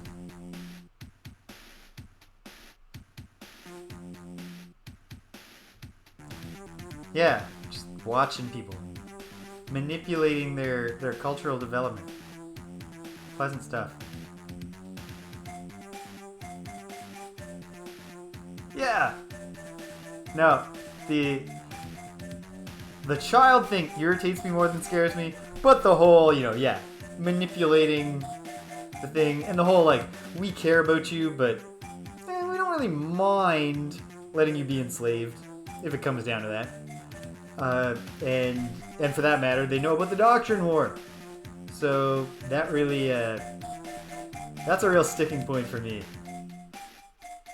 Kind of seems like it should spur them to act if they care about us so much.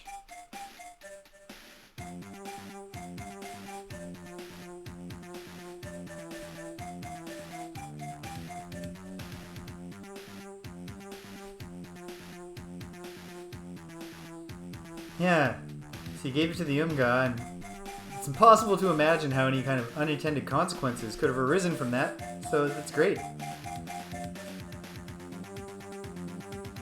Like, this is one of, they're so above it all that they're like, there could be no possible harm. Yeah. No possible harm to giving the prankster bioengineers of the galaxy. Like, maybe it would be best if I could... yes, Furcha. The reason that I finally discovered Quasispace was that I was talking... Finally, I was like... I'd met the Ors once, and I had the problem of I picked the dialogue choice that mentioned the Androsynth and got in a fight with them, and then I avoided them for a long time. And then I was getting close to the end of time in my last run. I was running out of time, and I was just getting frustrated. Oh, you know what? I know which one I'm going to. Let me save just because I got the dialogue done. Yeah, I was getting frustrated trying to hurry the Yehad Civil War along, and I couldn't think of anything else to do, and I was running out of time, and I was like, you know what? Let me go back and talk to those Ors and see if I can get around their dialogue triggers and get something out of it. And I figured out what the dialogue trigger was this time when I started talking to them. And then finally I started getting dialogue out of them, and you know, at a certain point I was like, okay, boom, it's all falling into place for me. You're from the second dimension. You don't have bubbles like us, three-dimensional forms. And then they're talking about these from below and from above, and I was like, okay, so there's like fourth dimensional people, and it has something to do with the unknown. Oh, that's gonna be where the Erlu, Lile, Lalile, whatever are. It all clicked for me then through literary analysis, and yeah, so I've met the Ors, and I like them, although apparently they're sinister in some way. At least according to the also kind of sinister steaming Erlulalile.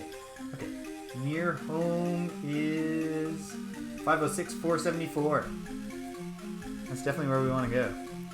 476. 504, did I say?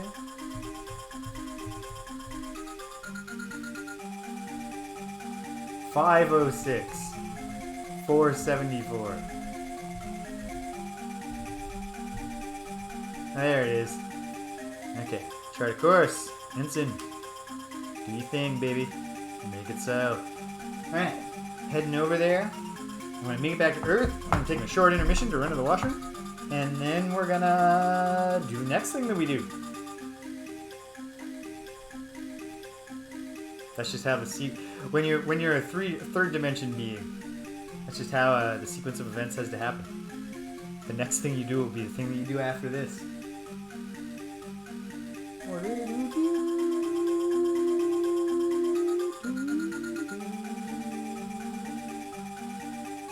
I don't know the song well enough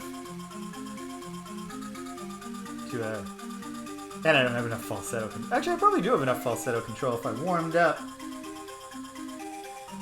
That would be the content that would really kind of take my follower count to the next level, right? If I was just wailing along with the with the Quasispace song. That's what the people want to hear. Okay, we're near Earth. We got the fuel we need to go home. Wait, hold on. Is there anything worth getting along the way? Is Alpha Lyrae any good? I think it's not. Alpha Lyrae. Some minerals is what I wrote down. I don't think that sounds like it's worth a stop. We'll just go home. Take it on home. And then I'll zip to the bathroom. Maybe actually fill up my water glass. That won't extend the intermission by too long. And we'll head back out.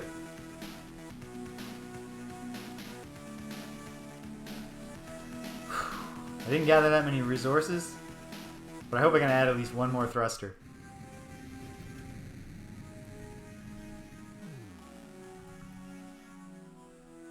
And I also hope that the Spathi haven't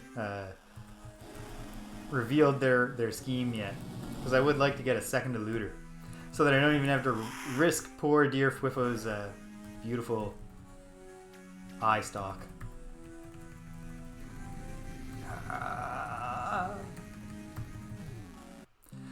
It can't possibly instill confidence in the people of the Earth Starbase when they see their... Oh, new situation, Commander. Go on. Oh, and it's good. Oh, yeah. Yep. No announcement. Just happened out of nowhere. I can see that. How did...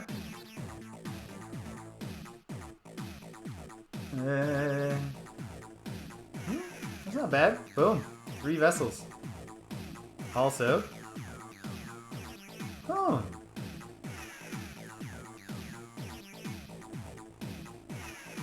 Well, perhaps we should do that.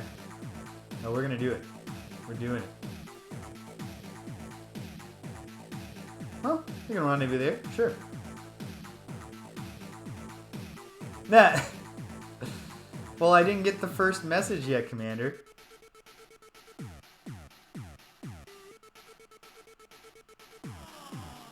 I know what the Melnorme like.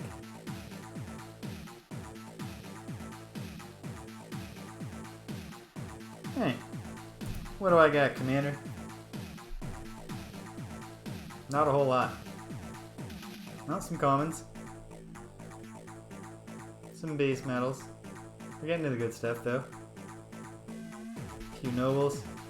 Handful of nobles. Big chunk of precious. Yeah, Commander, I had other things to do. You're gonna have to, like, cut me a little slack here.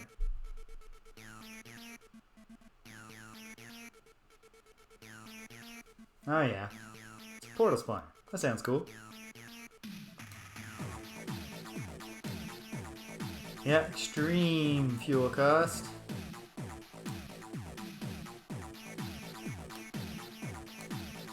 Okay, very good. Goodbye, Commander. Alright. So,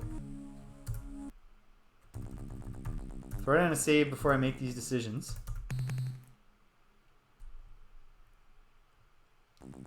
In case I make the wrong ones. We know we want a full crew complement, so you can't go wrong there.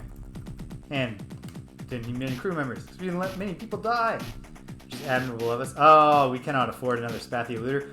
Hopefully, this next run we'll get enough resources to get that, and also we won't be betrayed and abandoned by our erstwhile allies.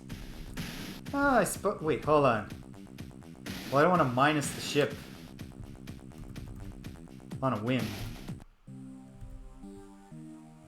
In case it turns out it was important. Okay. Outfit the starship. We gotta fuel up, and that's going to take all of the money. Fine.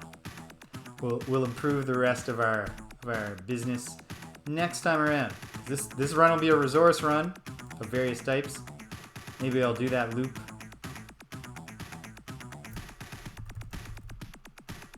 Okay.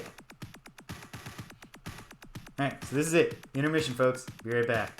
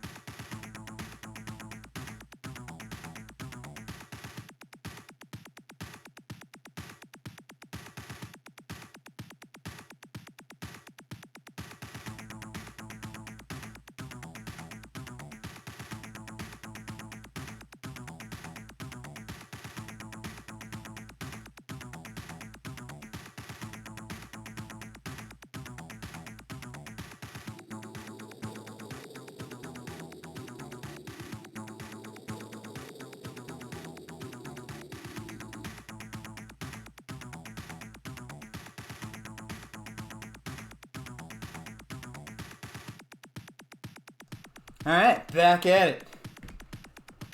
Let's go. Okay. So now I want to do that thing that I was saying I wanted to do.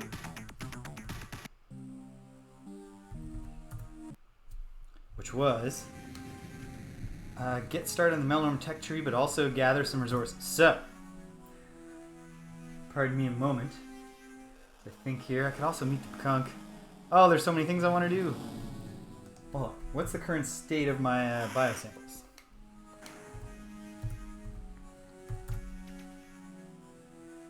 Some. Okay. So we definitely have more of those. And obviously spotting that rainbow world will be helpful. And so, I gotta remind myself, Alpha Gorno has some biosamples. So that's good. And also I said it has decent minerals. Okay, what else? What else is out there? Lalande has good minerals, and I could do that as part of a run. So, bop down Alpha Gorno. Alpha Kaylee I think is good. Over to Sextantis. Up to Lalande. Probably do a little portal travel here. Okay, what's a Quasispace portal that will get me somewhere near the... Okay, no, no, no. Boom, boom, boom. No, no, no, no. Alright. We're gonna do this starting. We're gonna set out the old fashioned. So I think I said it was Alpha Kaylee. Let me verify that from my notes. Alpha Kaylee. No, it's Epsilon Kaylee. It's the really good one. So let. Oh, but I also said Gamma Kaylee is okay. So why don't I hit Gamma on the way? Gamma to Epsilon to Sextantis. Alright, we got a route. We got a plan. Let's do it. I should save. And I have. And away we go.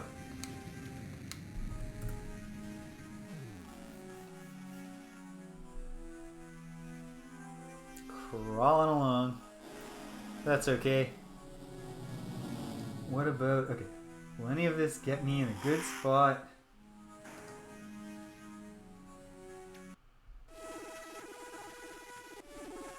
Yeah, it doesn't really look like any of the...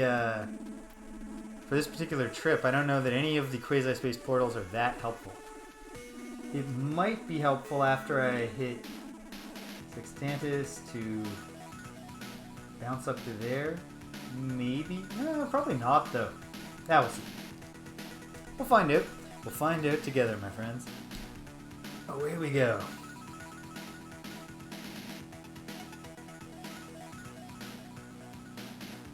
And immediately I start regretting not prioritizing the Pekunk.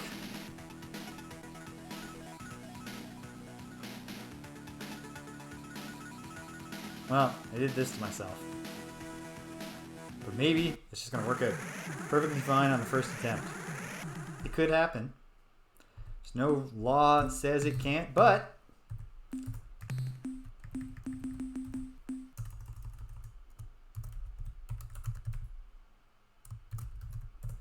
Slogging it out with a Slylandro.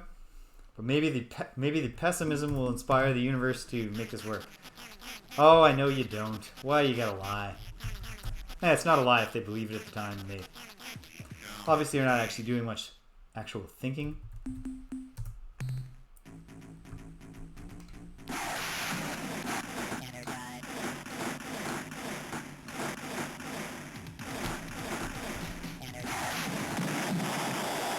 No, I shouldn't have sat still there after that first hit. Okay, that's alright. We're bringing you back, Spiff. Don't fear. Oh, God. Nope. Not even bothering to turn to make this work. It's too painful. Alright, that'll be the next trip. Do this round trip to get the tech tree started, and then we gotta go meet the Pekunk. Because I just can't. I can't do this 100 million times. Except this time. I will do it as many times as I need to this time. But I would love to get it over with. And fairly early on, we're going to go... Maybe before even we meet the Pekunk, maybe we just go turn off the... Find out what happens with the Slylandro probes and get it fixed.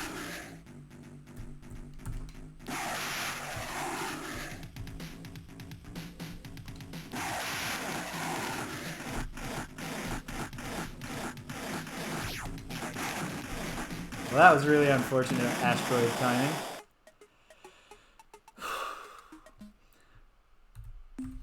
I don't know if the stars are aligned against us, but the asteroids certainly seem to be. Banner died.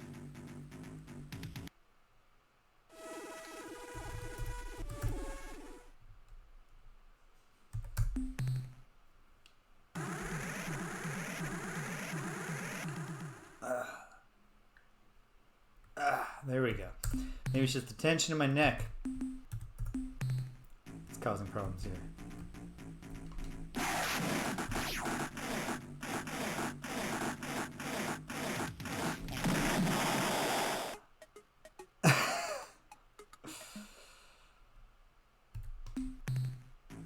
These guys offer me some incredible ability to... Okay, yes. There's the answer. We'll put the Airloo on the line.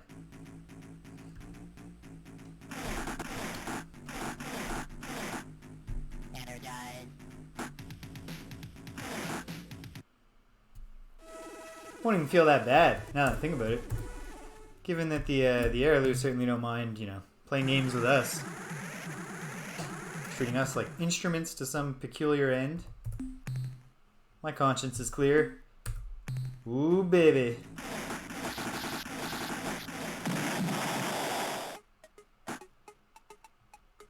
And then we'll send in Spiff as the cleanup crew.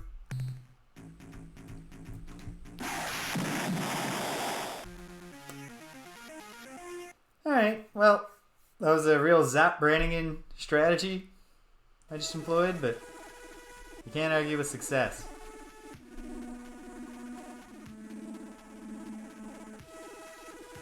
Cruise on over and get some decent medals here. Not super duper exciting.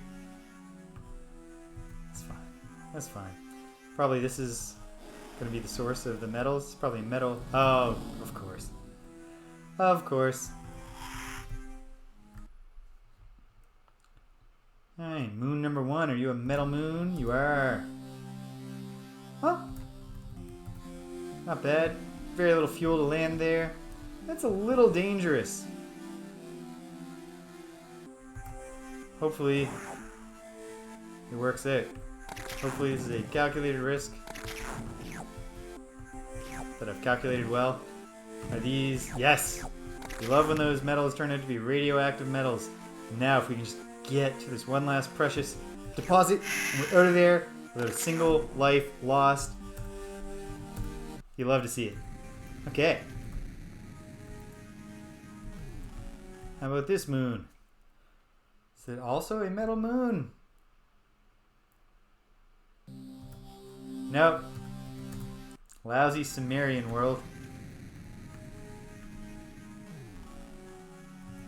Never as cool as you'd hope it would be. Based on both its appearance, dust world.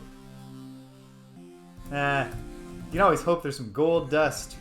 Am I right? But no. No luck. Right?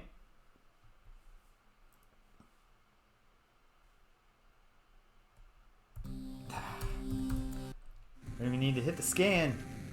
The Sumerian moons, or worlds generally, have a very distinctive and appealing aesthetic. Their color palette, great. Their name makes you think of your beloved Conan the Barbarian stories. And then they're incredibly disappointing when you get down to the actual business of scanning them. Right. A metal world. This looks like an excellent metal world. I think I might have understated it for myself. You know what? We got so lucky that first time. We better play it safe.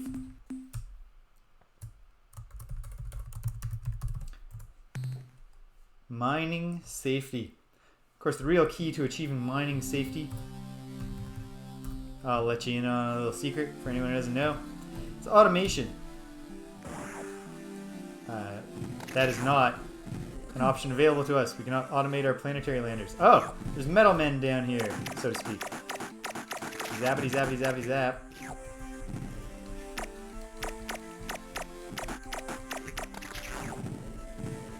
Okay. No, it is not priority to be gathering. Okay, get out of there, crew. That was fine. That was fine. It is what it is. We'll give a little bit of the gold that you died for to your families.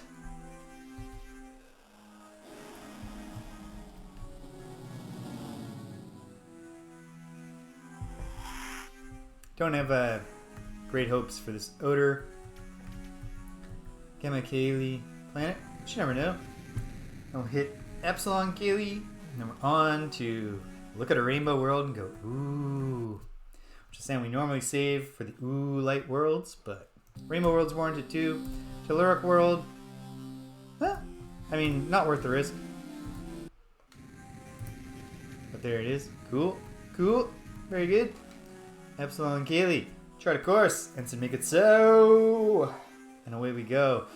In the exact opposite direction. This is not the world's most efficient autopilot system. Okay, Gamma Kaylee, italicized, so I know that I've been there this run. Crawling along.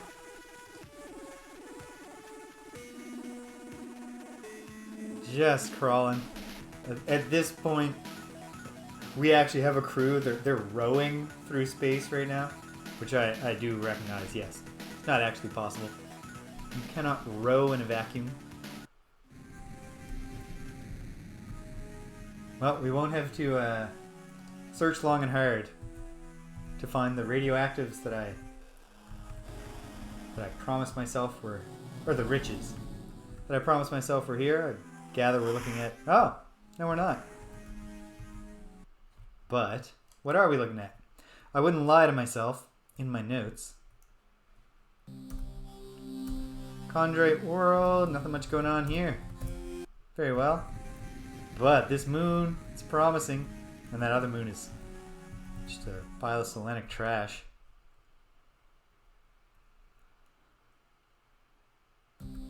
No, it's infrared.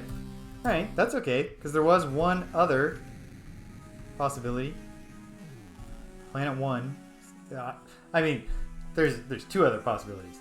Planet 1 is where the riches that I wrote of are, or I made a mistake. I am human. I am Hunam. I've made mistakes. Many possibilities here. Probably we're looking at a radioactive world here.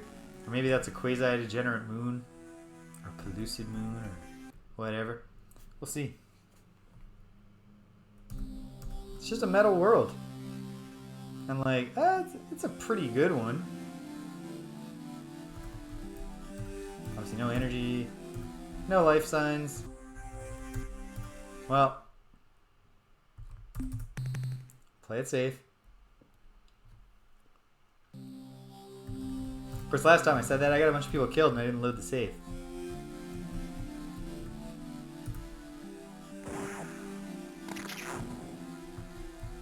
Okay. Oh, come on.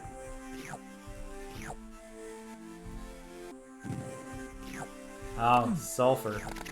Well, we got some more uranium. This isn't actually going great. Oh, and it was full up there. Okay. If a bunch more people get killed here, I'll load the save and slog through this one more time. Sulfur. Ugh. Okay, yes. No. Too many people. Too many lives lost.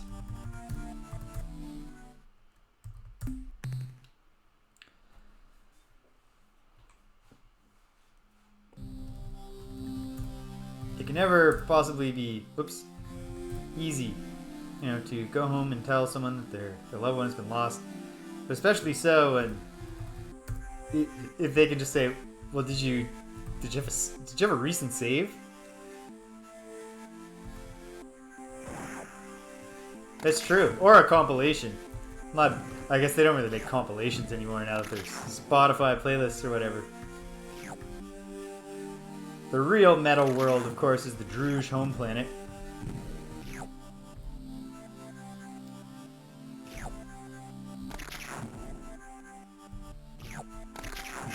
Okay, that one went way better. And we crash down again. Crash. It's actually a safe landing. No one gets hurt.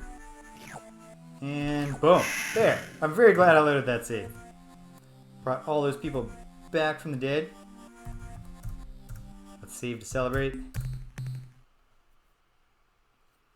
And then the next thing. We're gonna go gawk at a... Oh, damn it. Alright. Sorry, Fwiffo. I mean, whatever. As it turned out, once I had Captain Thwill last time, whenever Captain Thwill died, I'd be like, well, now Fwiffo's gonna always have to do fights, so we're loading. So I might as well just have Fwiffo and accept that I will load to save him every single time because I love him. From the bottom of my heart. Alright, here we go. Chart of course, Zeta Sextantis. Let's go take a look at a real pretty planet.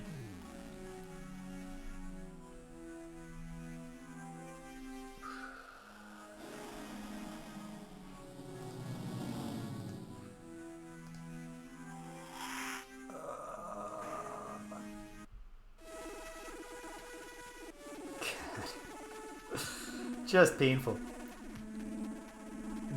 The struggle to get to full thrusters. Hopefully, I mean I got time. I'm not shutting down anytime soon. Hopefully by the end of day 1, I'll be in pretty good shape. I'll do this run, this little resource loop to get the Melnorme tech tree started, but then we'll go down and meet the Kunk, and down there I know at least a few radioactive locations, and we'll hit them up, and we'll get going. And of course, we're also going to be much better at conserving fuel now that we can teleport.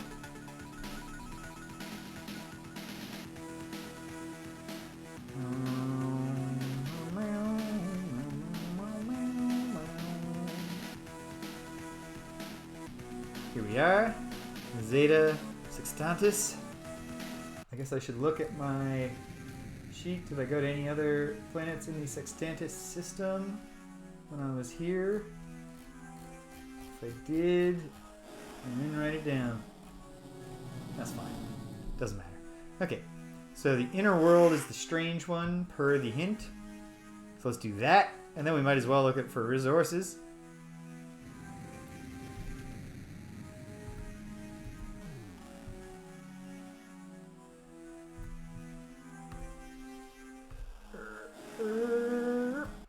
Here we are.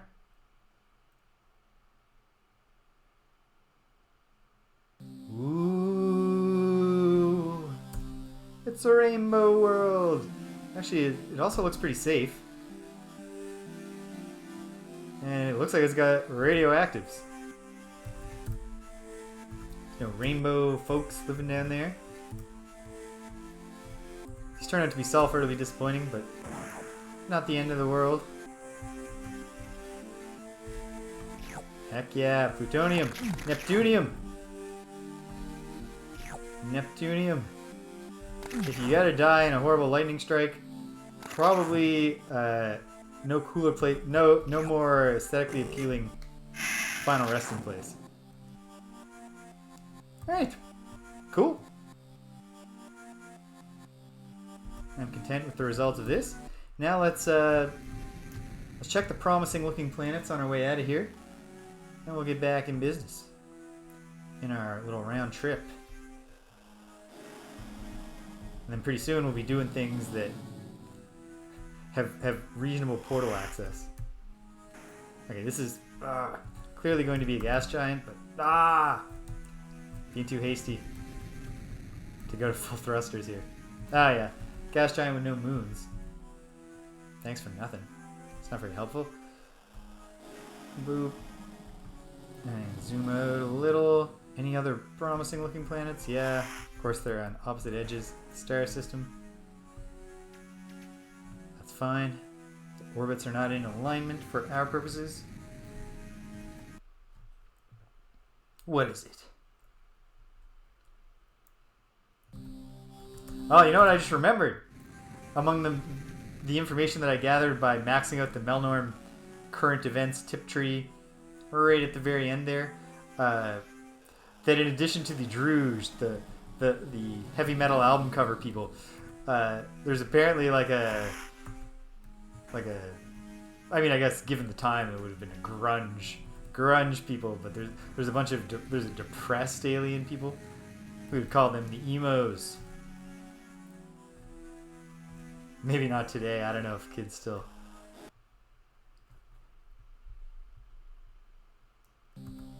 Nah, Crimson World. It's red. That's about all it's got going for it. What about the center here? Looks not promising.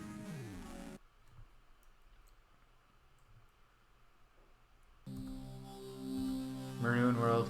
Never as cool as you think. Based on how pretty it is. Okay. Let's zoom it out.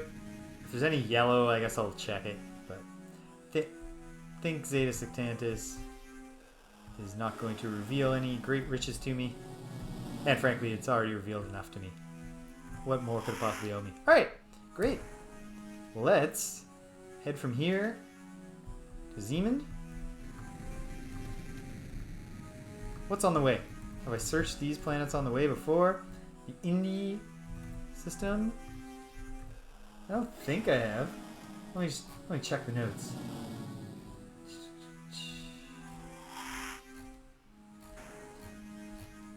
I have not. Might as well.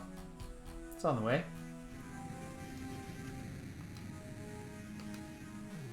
Alpha Indy, charted course, Ensign, make it so. And away we go. Alright.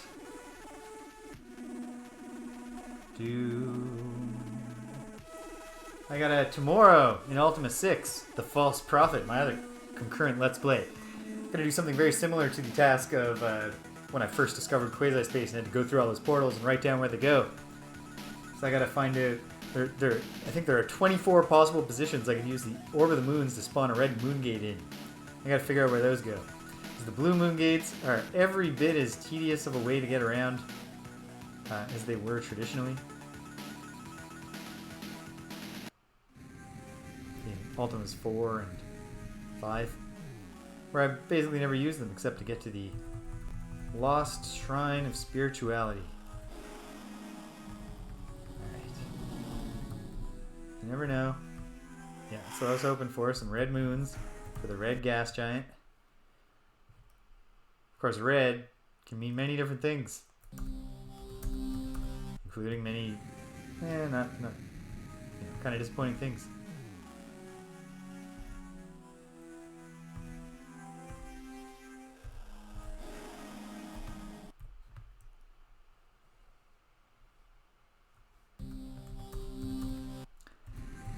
Fine. Alright. What about there are 2 other planets here. Right? Might as well check them both. It's not a big solar system. We can search them all. Even if I don't expect to find anything too great. But maybe I will, and then I'll be happy. Or I won't. Which is fine. I mean, at a certain point I can just start picking off. Yeah, I have a big list of gem worlds that I found. Last time around. Might as well hit some of them up. Yeah, Chlorine World obviously isn't gonna do much for me. Those might have been radioactives, but I don't think they were. I think they were more likely to turn to be corrosives. The big T's of the mineral world.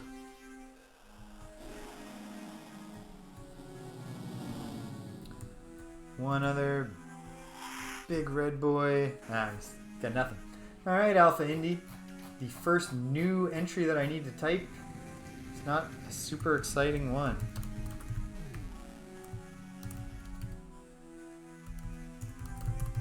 All planets, nothing much. Find out what Beta India has to offer, and then we'll get back on task.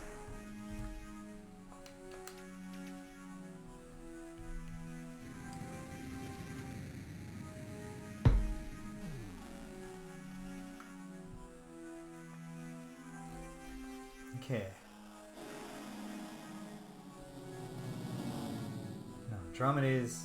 I mean, I can get where I need to go. Pretty much anywhere. Iota Serpentis. Oh no. Ah, well, I would have been going into Yayhat space. Probably not optimal right now anyway. But there's an Emerald world there. Okay, this doesn't look super promising, which is fine. It's fine. It doesn't matter. It's okay. I'm cool. I'm chill. I'm keeping calm. Halide world. Whatever. And on to the next one.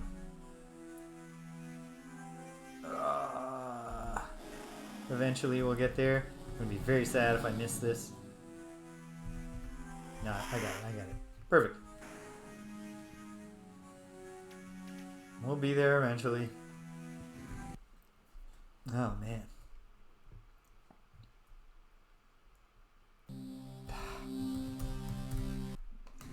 And it's a mirror carbide world.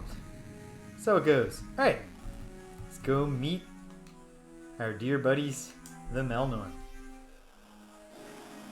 Enjoy the greatest song in the game. Enjoying it already, and we're not even listening to it yet. I'm just imagining it. Even that is satisfying. Oh! Well, that wasn't a Slylandro probe.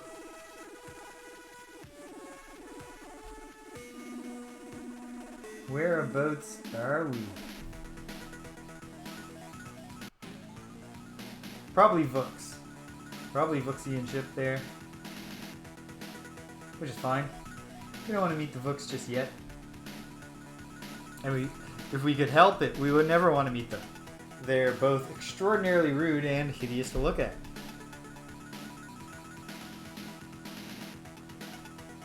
Well, I suppose I'm being a hypocrite. Complaining about their appearance.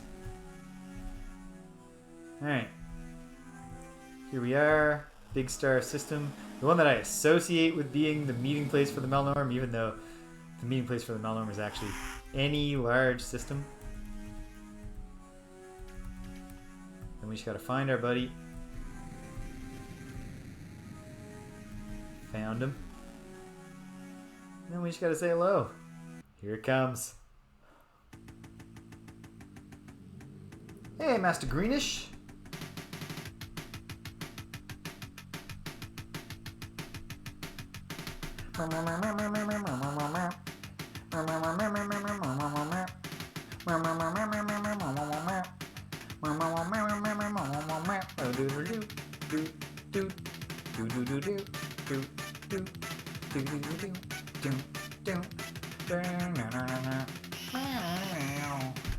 Alright. Yeah, hey, we're peaceful, friendly. Me too. Well, you know, arguably. Depends on if you count it as our first meeting because it's in this timeline. If our first meeting was in timeline 1, I didn't know you before I met you.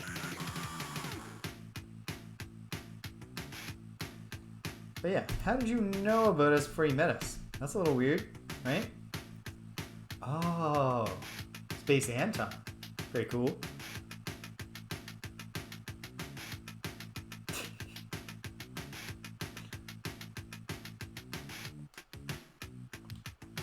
What are your interest rates like, though?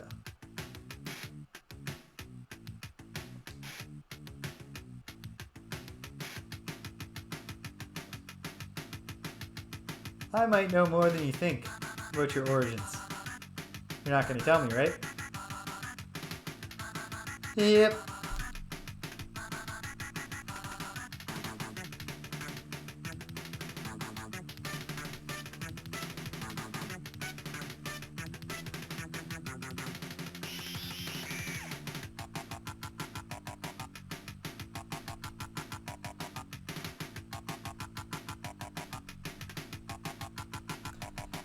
For, yeah.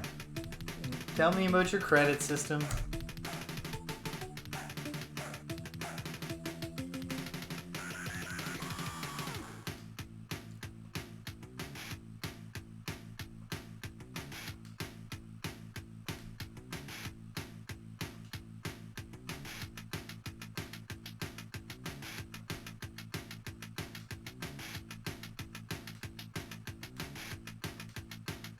Alright, so he's not going to tell me, but I am curious. Oh my goodness, yeah. Alright, let's earn me some credits.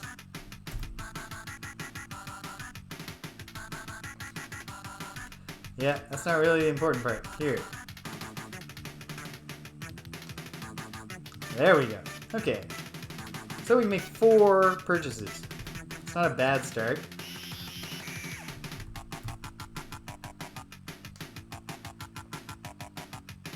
I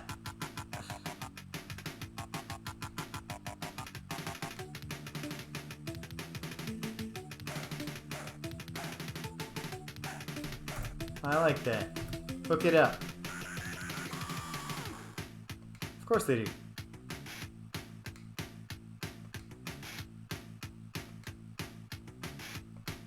Thank you. Yes.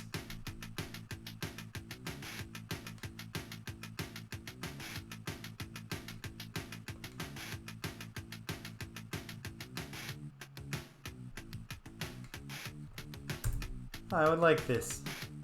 Even though I've never used it. And great. Protection against life forms. Oh, that would be great. But we'll be back. We'll be back. Next round will be significant. We'll stock up on Rainbow Worlds very soon. Alright, I'm out of here. It was a pleasure dealing with you, Captain Greenish.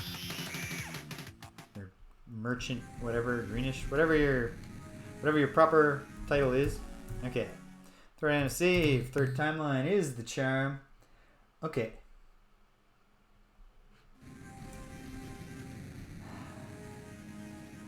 What do I want to do? I want to know. I need to know.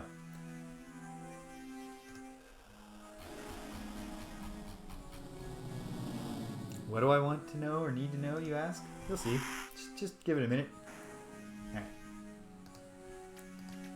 Let's go to hyperspace. Manually. Might as well go manually.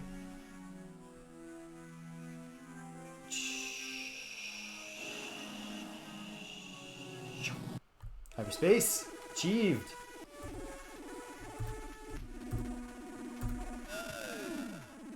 Boom. To the portals. And now I need to go to 520, 514.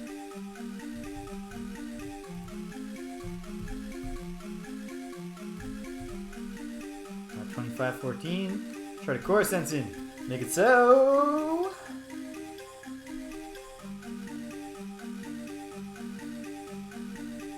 Because at long last, it is time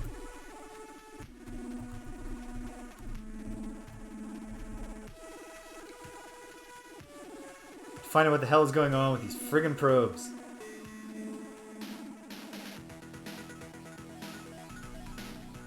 Information.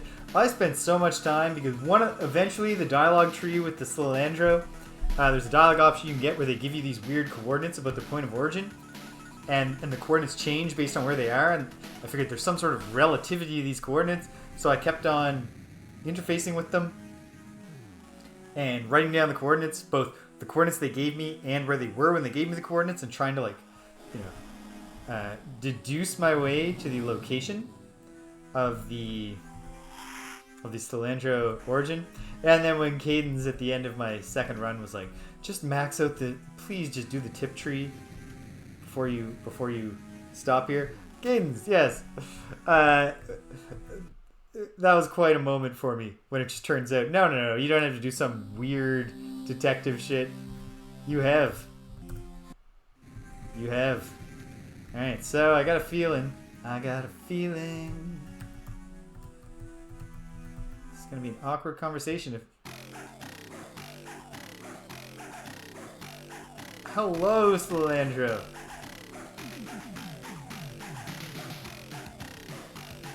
I'm really excited to meet you.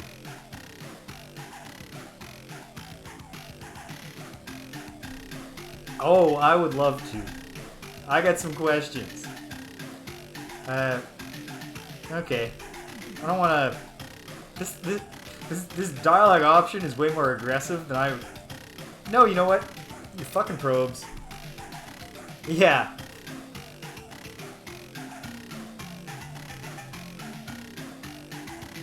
Well, well, you see, I'm a Hunan.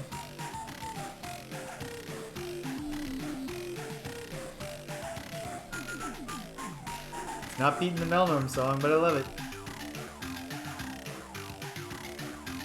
Have you ever considered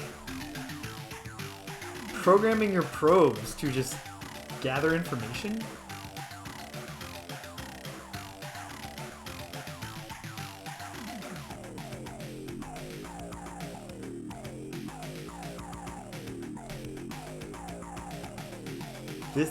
This song, it's, again, nothing's ever gonna, I shouldn't say never, but I don't think anything's gonna supplant the Melnorme song in my heart, but this is a fucking good song.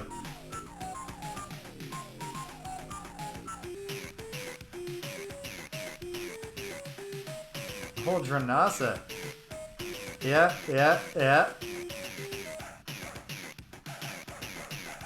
How about that? Yeah.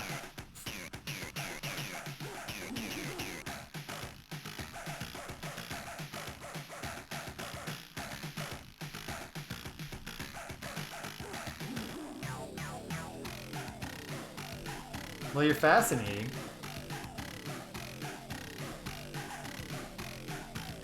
Ah. Yeah. My biology's not interesting enough. I gotta pay them for everything.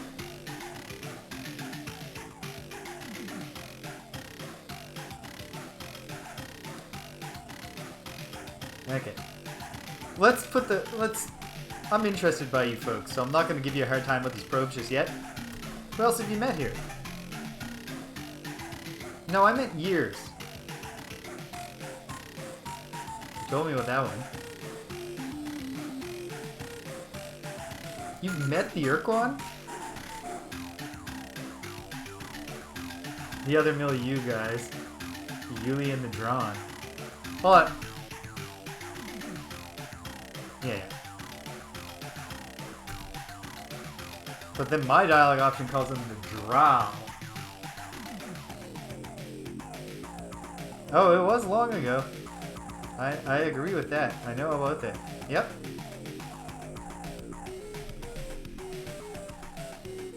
Yuli, the Draw, the Tallow, the Melnorme. I haven't got the Urquan words yet. I think I usually wind up getting them from the, Come. Yeah, the visit stopped and you haven't heard from them since. Well, there's been a whole thing. And then in between... Shaggy giants, you said.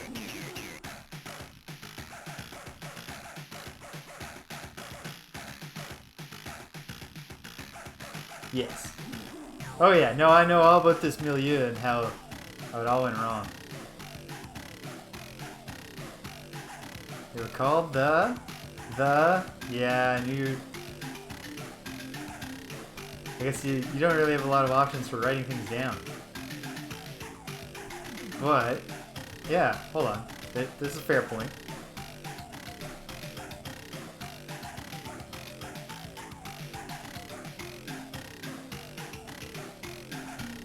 Oh yeah, these are very clearly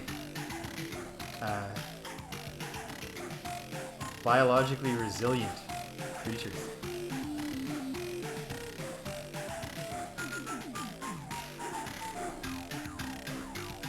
I like your naming scheme, folks. Oh yeah, what are they worried about? Never stopping to smell the roses.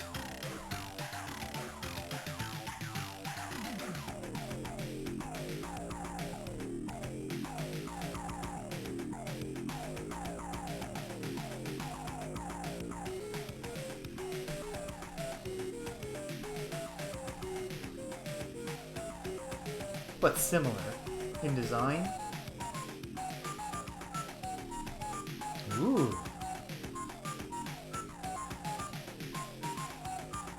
Probably nothing important.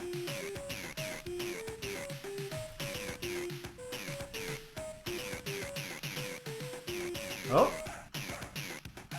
Come on, joyous lifting. I believe in you.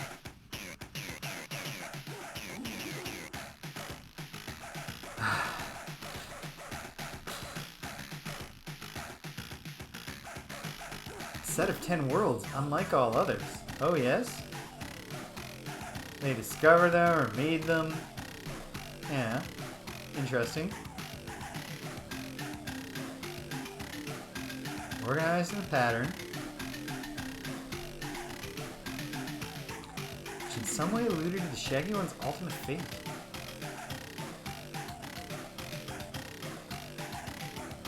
One of the worlds was described as orbiting a pair of blue stars not far from here. None of these worlds circled a large white sun.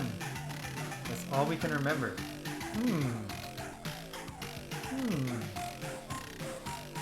Okay, oh. I gotta...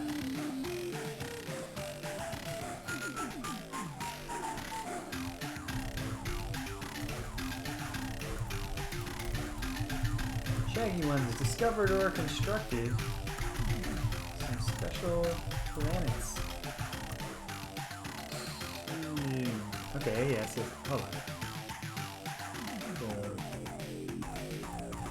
One orbits a pair of blue stars not far from here. One circles a large white sun. Noted. We just might have to go look at those. So yeah, if we could go back to the question of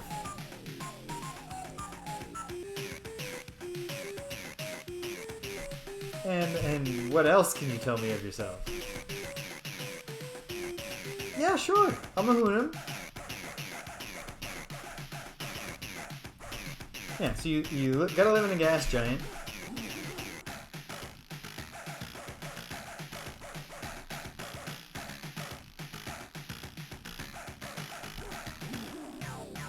Feels like there's gotta be some kind of scheme by which we could... Huh.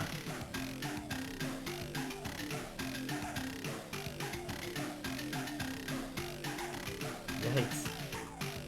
Kinda scary.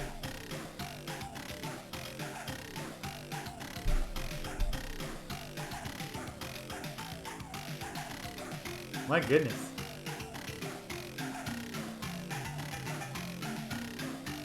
But do they? This seems like something you could ask about. Yeah, so, yeah, break it down for us. What's your culture like? Oh, that's good. Of course not. We wouldn't expect there to be no friction even in paradise. Except the atmospheric barrier that keeps you stuck here, right? No, of course not.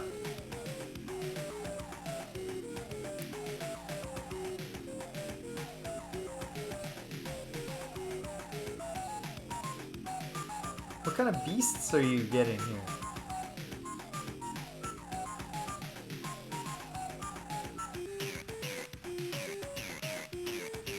Yikes. Real Icarus in reverse. I suppose they would be Daedalus. Daedalus and Icarus in one.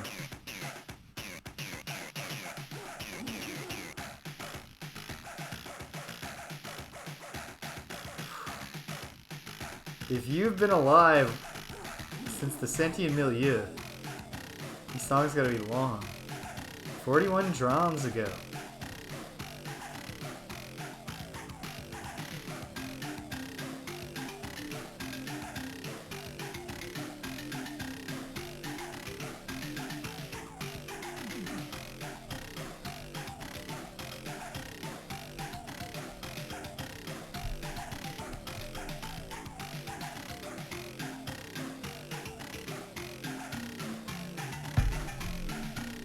Wow.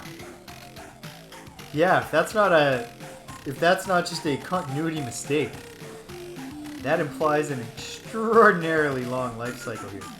Those memory songs. Alright, I got it. They're all prog rock.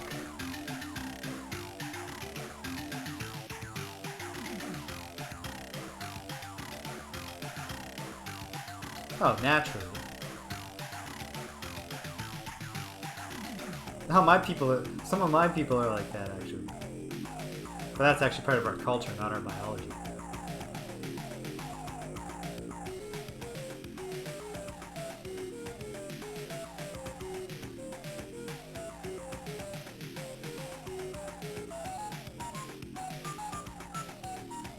Really?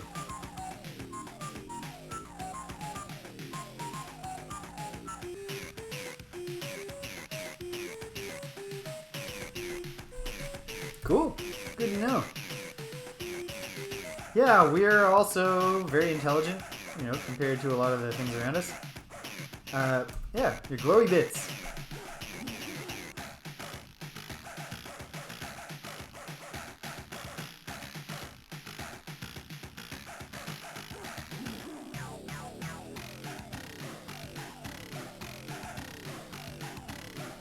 Whew. Yep. Very, very old. Oh, yeah, no, sit. That's okay. That's okay. Oh, Sullen Plummet, I'm sorry if I made you uncomfortable. No. No. We're not using that dialogue option. Yeah, can you... Sure. So, how are we going to explain a year to them?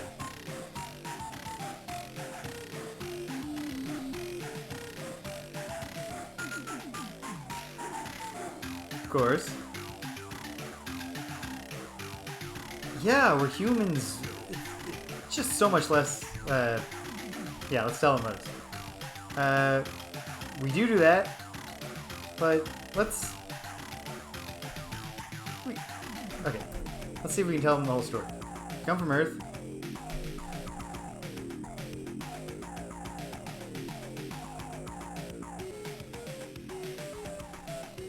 Well, because they're trying to explain it in contrast to your world. I'm sure there are many differences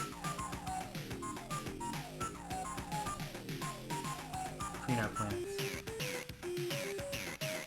No, I stopped scanning them long ago because I could never find any.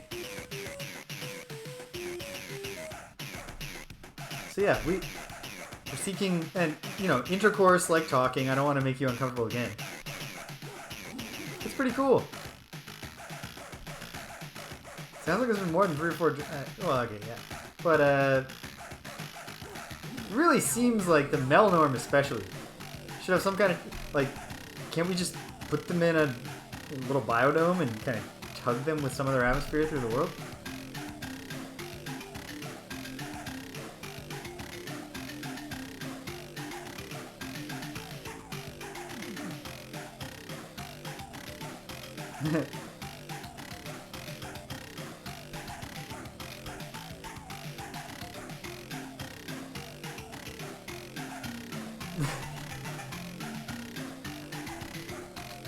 Yeah, so we're trying to deal with these Urquan. No, they're green. As far as we know. Actually, I know what you're talking about.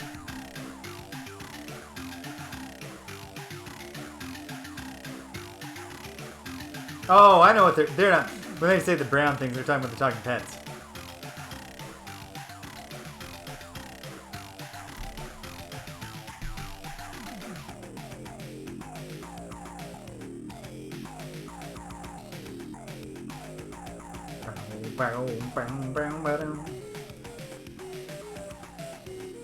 Oh!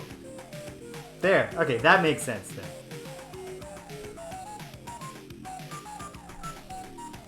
Wait, I missed the last bit there. Yeah, turning green and evil. Yeah, you know, there are degrees of evil as it turns out.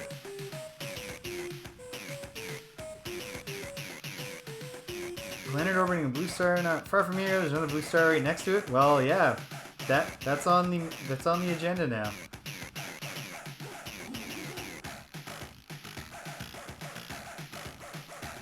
Ooh.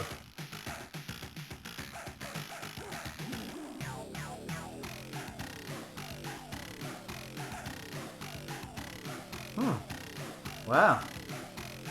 Well, yes, that accords with the other thing you told me about 10 planets. Yes, but let's talk a little bit more about these fucking probes, dude.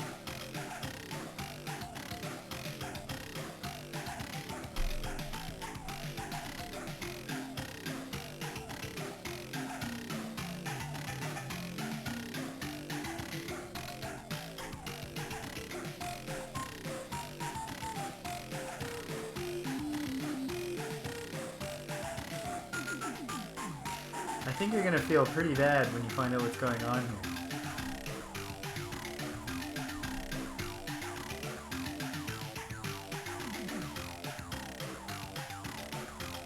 Slowly go where no what?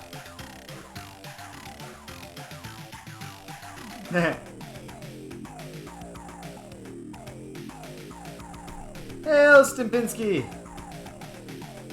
Alright, let's keep talking about this probe. How are you this weekend? Still plugging away with Shadowrun Returns?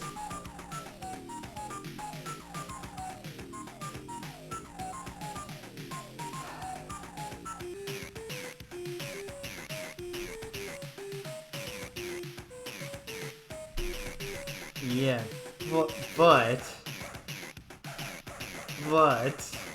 it returns to point of origin. After replicating. After X replications. Oh, I know. There's plenty. Trust me. Let's keep drilling down on this. Yeah. Yeah. Oh, nice! How's the Spider Rider doing? What's the last thing you said there? Yeah, economy model. Yeah.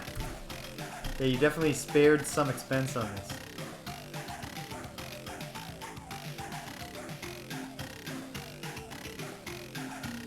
Oh, right.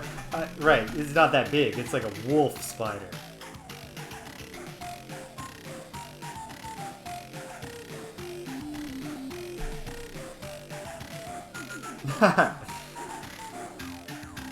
How convenient. But the pricing information worked out just like that. So, yeah, we gotta build slowly to this.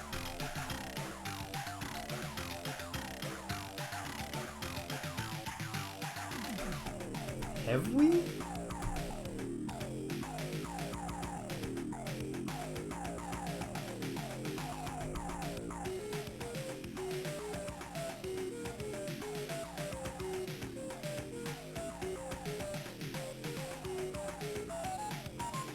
So obviously, there's something... Oh no! All the probes that I met, I eventually got frustrated. Okay. That's alright. We can correct for that error pretty quickly.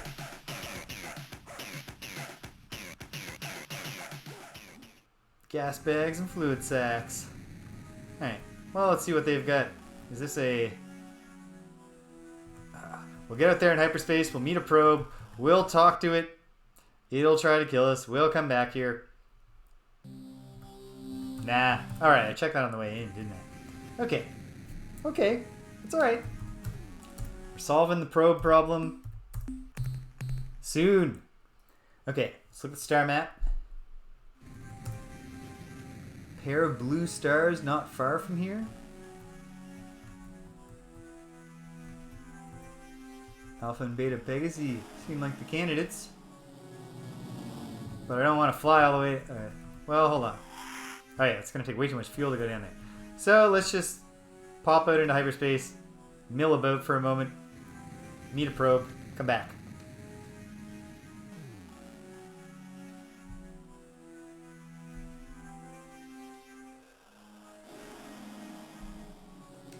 Hopefully it won't take too long for it to show up.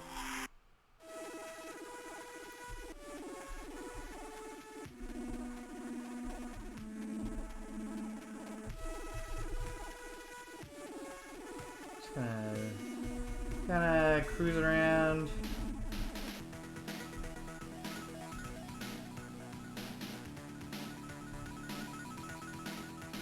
Doesn't show up really soon, then I'm wasting fuel and I shouldn't be doing this.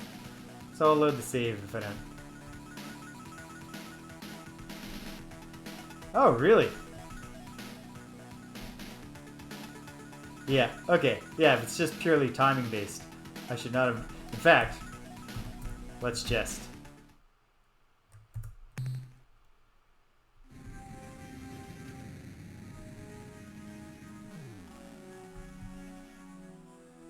Yeah, because I've done the conversations, but then I kept on loading my save again because I have nothing that I can actually fight them effectively with. I was getting frustrated. Okay, we'll wait here. Hopefully not for too long. Boom. Takes too long, I'll just say, alright, put a pin in it. We'll get the Slylandro out of here in a minute. And we'll do something else. But, holding out hope.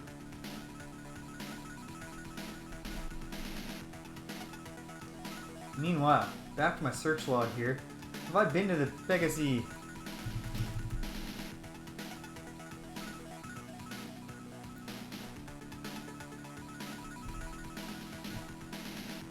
I haven't. So that's one of the 10 that I haven't found. I think I've got 4 of the 10. Assuming that the special planets are what they obviously seem to be. Oh my word.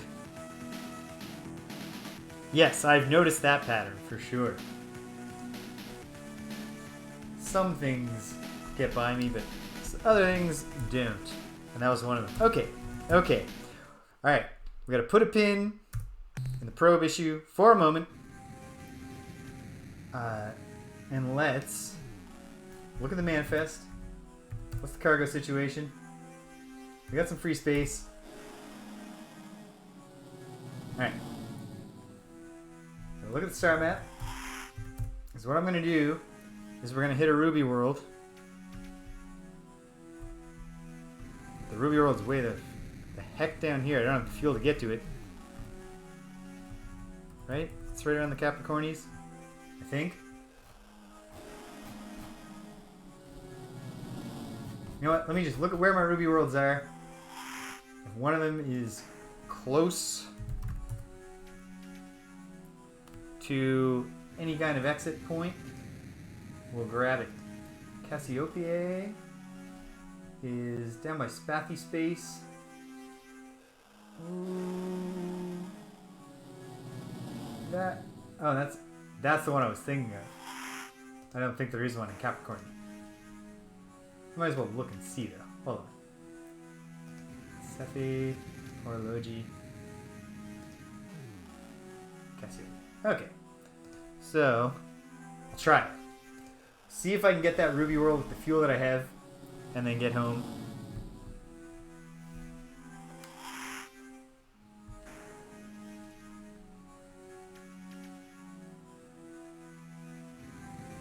Somewhere along the way, we'll meet a probe.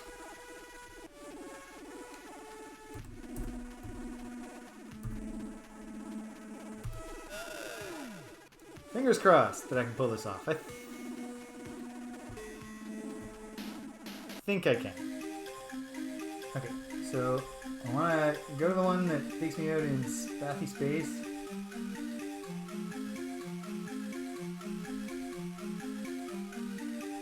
Yeah, obviously I haven't used the portal spawner much, but that's the first time I've ever had that happen, where it just doesn't immediately. 466 and 514.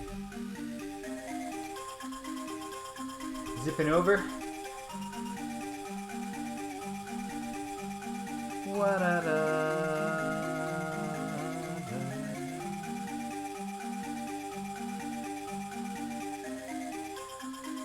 Well, there we go.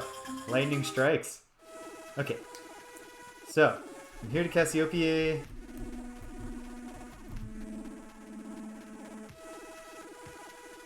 I think I can just pull it off.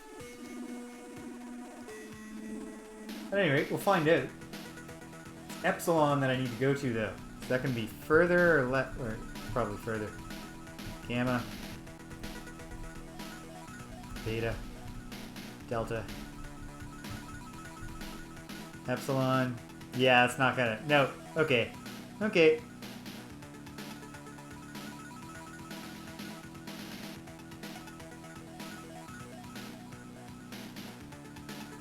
Oh no. That's brutal.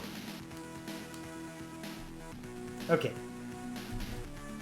Can't pull this gimmick off. So.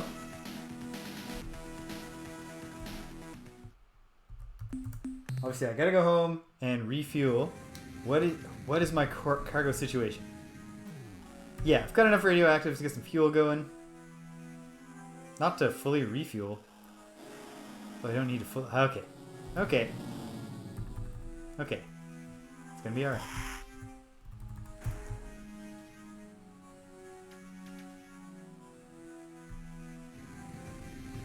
Wait, you know what? Why don't I see, before I leave,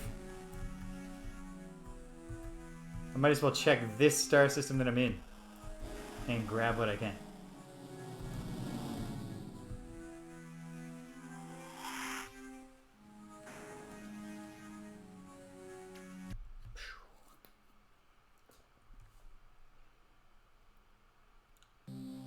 Womp womp.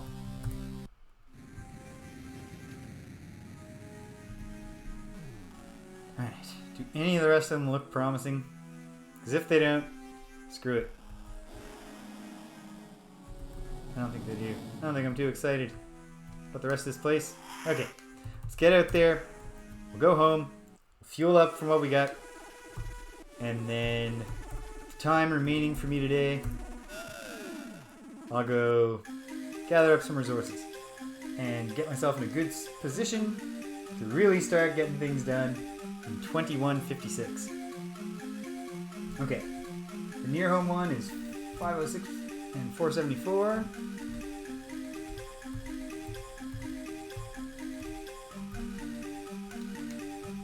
Here we go.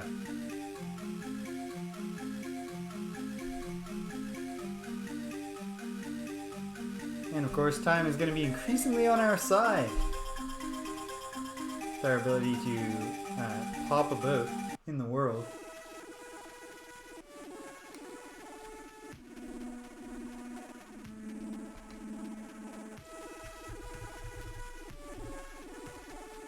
Pop a boat in the galaxy.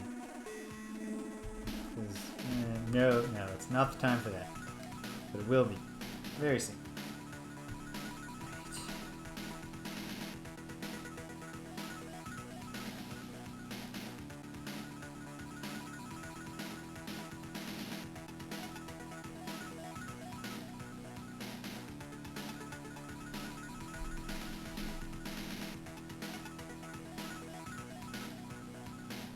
Of course, Commander A is going to give me shit. Coming back with a light load. And fair enough, Commander, but...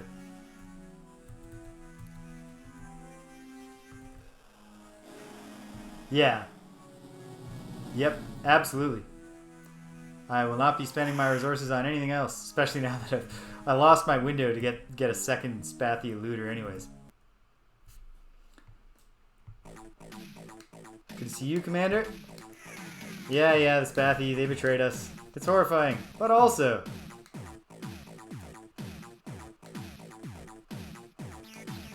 yeah, I'm working on that.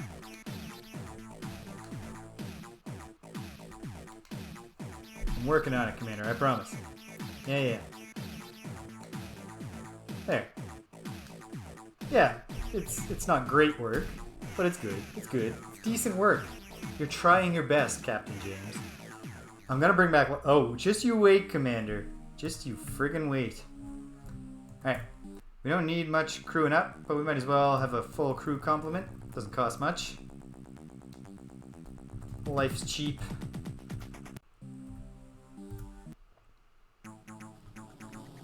Alright. Fuel up.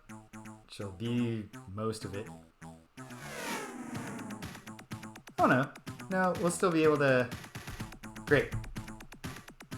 Alright. So let's get faster.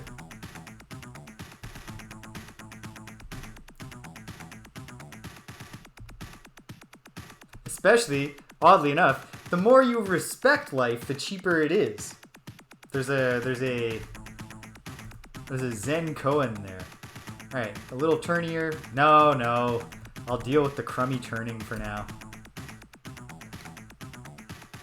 Alright, here we go.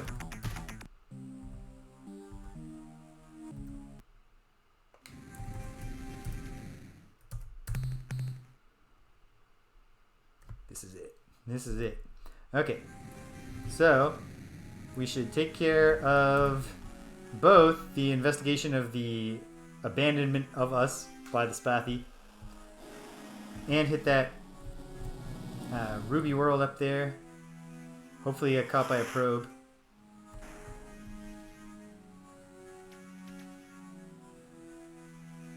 Yeah, I lost an heirloom.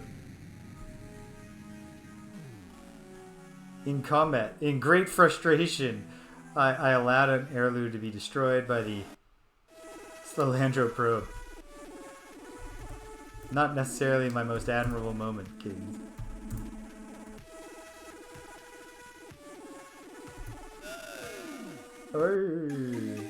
Okay. Spathi Space 1 is 466.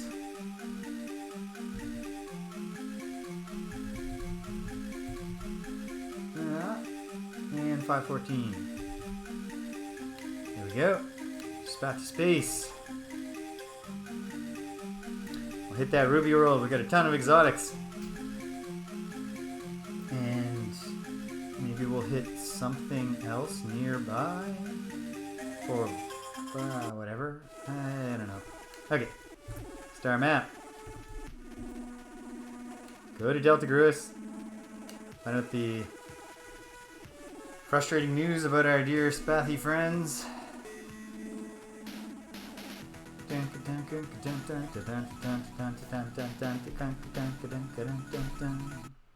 Here we are. Wait. This is not the right one.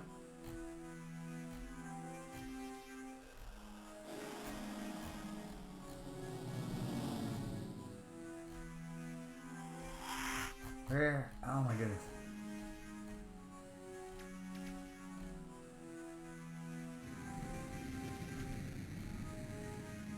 Where are the Gruis systems? Why am I not just doing a search? Epsilon Gruis. And Delta, I did write down nothing much. Okay. There we go. No harm done. Everybody put your sunshades on. And probably squint at the same time.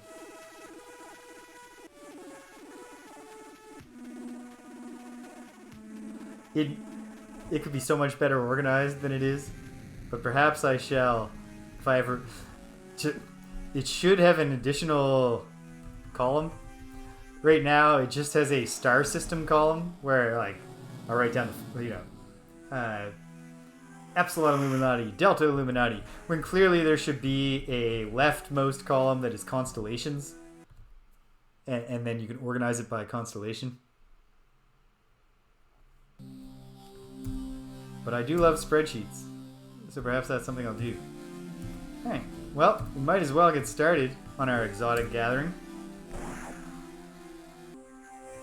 one here. And we'll shoot over. Boom. Yes, it's terrible news, but they left us a thing. Yeah, bad news. Oh, for anyone joining for the first time who inexplicably does not already know more about this game than me, I'll just say that what happened with the Spathi is that they were just lying to us when they joined our alliance. They were reverse engineering the slave shield so they could finally achieve their dream of being pinned behind a slave shield forever. Not knowing, tragically, that in so doing they were dooming themselves. Okay, so did I ever do the Capricornian? Is there anything there? Capricorni. Beta has some radioactives, but kind of seems like we might as well just cut to the chase. And go to Epsilon Cassiopeia.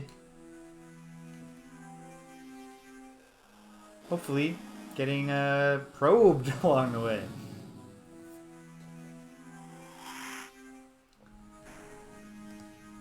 And then I gotta get a rainbow world going on.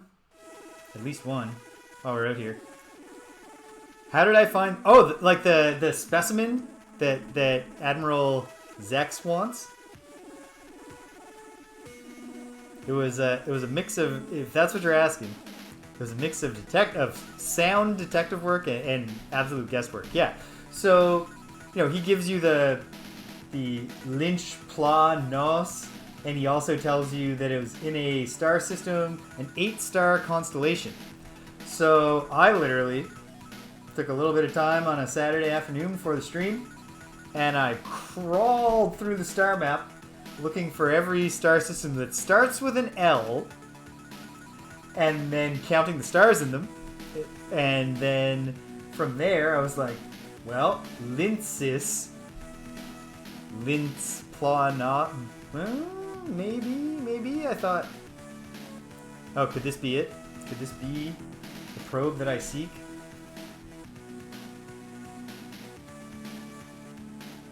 Yeah, no. This can't all be the probes that I seek.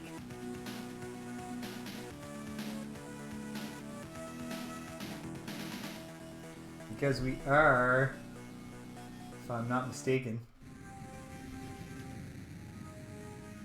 No? We're not in Earth. Oh, yes we are. We totally are. Okay. So while I'm here,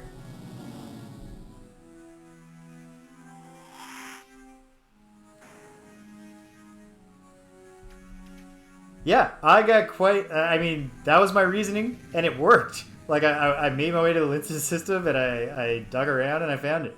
Hooray! Okay. With bad turning jets, I gotta outwit these guys. Oh, that was not... I didn't even try, did I? No, I did not. Okay. 4 of them.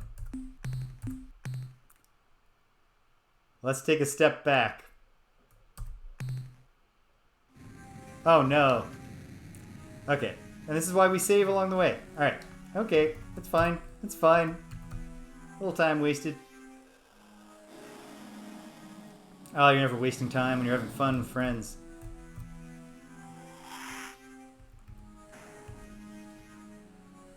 Okay. So maybe that's not the Ruby world to focus on. Why don't I just remind myself? Where are the other Ruby worlds?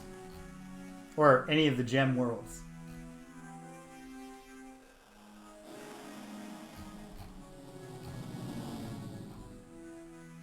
Find a different one. Yeah, Cassiopeia is the first Ruby world I found. The Outer Serpentis has a sapphire planet. Cephe. Okay, where's Cephe? Where's Beta? Where is the Cephe system? I am scanning. Wait, did that Groombridge place have one? I think it did. Didn't it? No, that's a Rainbow world. Or was it?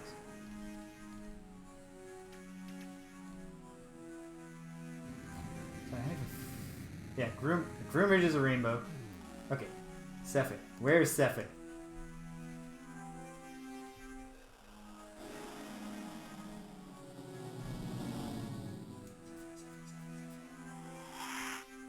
Scanning. Using all of the training I put in as a child. Cephe is also right there in Urko in space. Okay, if we can find one that's not in the middle of Urko in space. It sure does. Ah, right. So that okay. I'm not getting anything out of that hint. Andromeda has riches and rainbows. The Horology. Okay. So I think my best bet if I want to avoid the Urquan is to go to Iota Serpentis, which raises its own risks, obviously, of having bad interactions with the Yehet. But okay, if that's the plan, then maybe it's time to meet the Pekank. Well, hold on. One last thought. Andromeda. Where's Andromeda? I believe it's up here. Yep. Outside of Urquan space. Forget it. That's what we'll do right now. I'll hit Spathi. Spathiwa. And then... okay. A direct flight to Spathiwa... oh, certainly more fuel consuming than teleporting there. So let's... okay. And then when we're up here... because I can warp it to up here.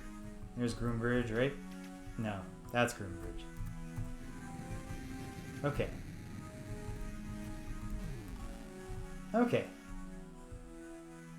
Okay. Let's try.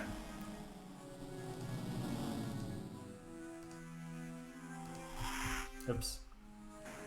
Forget that you lose all your inertia when the camera zoom level changes. Just like, so this is one of the major barriers to our own attempts to explore deeper space as the human race. Once you go past Mars, the camera zooms out. You're like, I don't know. Okay.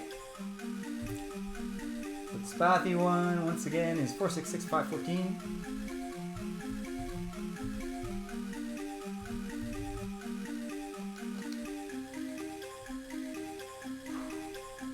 Yeah, it should, like, it takes a lot of fuel to get to that zoom out point, and then suddenly you gotta accelerate all again. It's tough stuff. It's what prevents us from just reaching hyperspace and really cracking the universe wide open. Okay.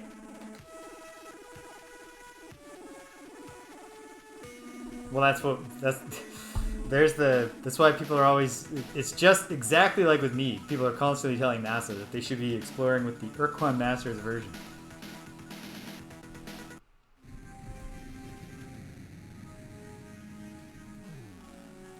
But we're both just too attached to the DOS version that we're already familiar with.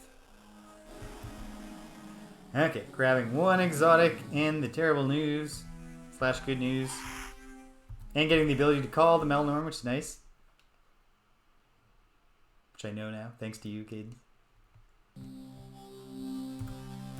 Scan for minerals. Oh, hey, there's one. Scan for biology. Nothing here anymore. Scan for the other thing that we like. Energy. Got a hit. Popping down. Boom! Bullseye. Yep, yep. We love you too. Thank you for the Godcaster. Let's get out of here. Okay. So we're going to the deep edge of space. Right? And where? Which one was it? They got me there. There it is. Okay. Fantastic. Let's save. We've done it.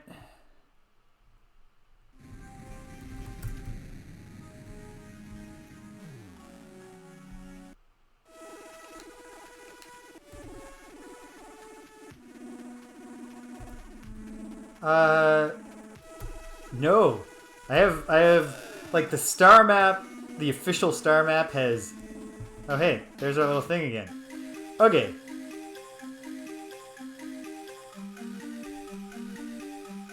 So, I think we can identify the root of the, what the hell was that?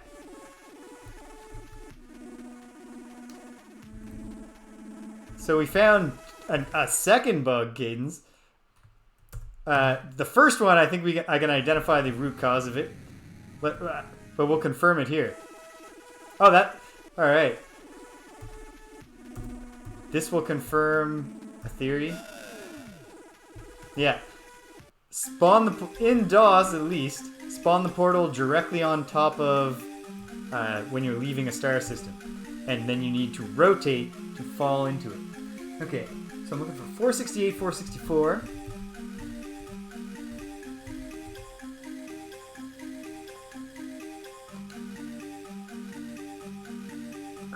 Returning very slowly.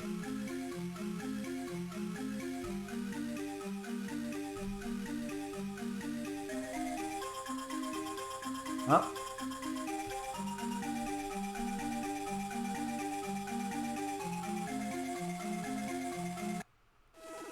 Right.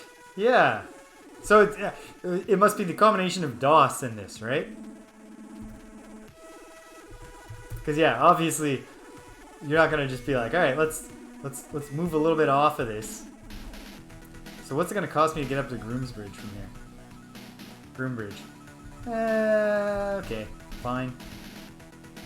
And it was Alpha Andromedae that I wrote down as something riches and rainbows. Maybe I don't need to go to Groombridge yet. I'll make that decision in a moment.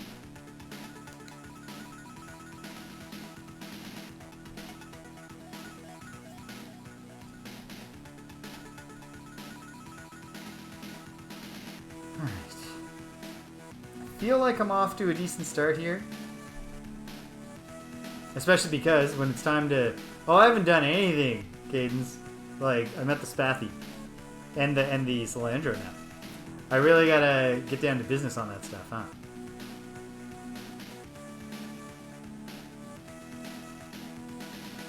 Oh, in all playthroughs. Okay. Kunk, Ilrith, Slylandro now. Druge. Both Urquan. The Zokfa Pit. The Yehat. The Mycon. The Cyrene. The Erilu Lalile. The Boards. The Vux. The funny guys, the rhino face dudes, and the Shafixty. Yep, the Shafixty. The Drash.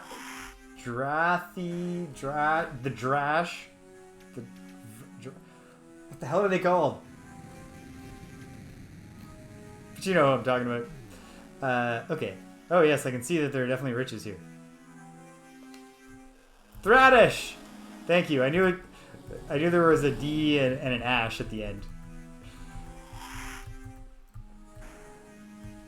And I've learned of the existence of some emo grunge type aliens near the Druge, but I haven't met them. Uria world. But I promised myself that there are riches incoming, so hopefully I wasn't lying in that note to myself.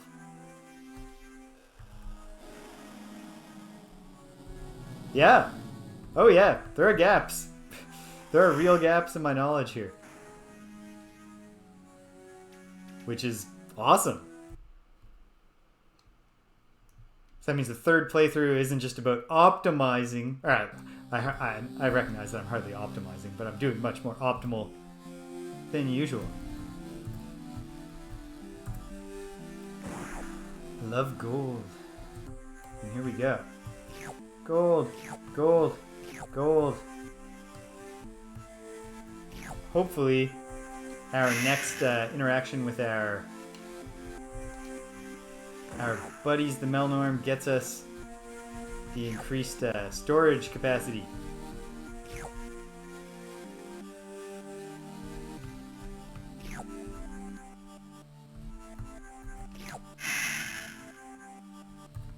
Very good, very good. To the next one. Here we come, Planet 3.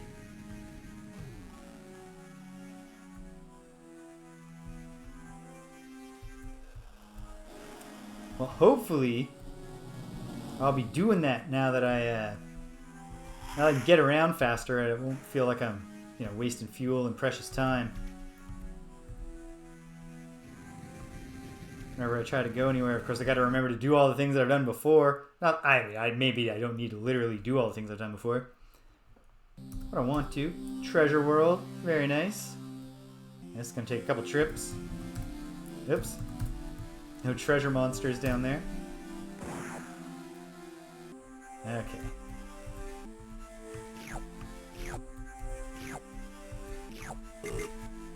Oh goodness. A few trips. Maybe I will try to get a second rainbow world before I meet the Melnorme again. No, wait. On account of the fact that I can bring the Melnorme to myself, there's no reason to not just call them after I get to one.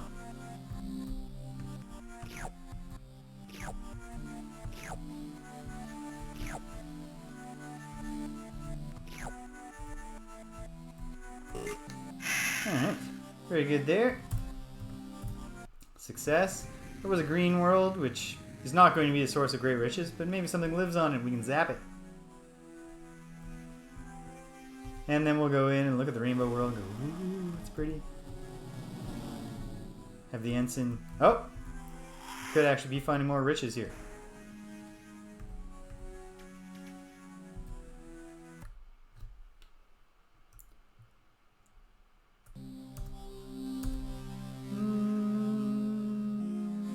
Meh. Nice try, Metal World. Arg. Come on. I just want to look at this purple planet and see if it's quasi-degenerate. This purple moon. It's friggin'... I know that you gotta... It makes sense to prioritize speed over turning, but oh my goodness, the clumsy-ass turning.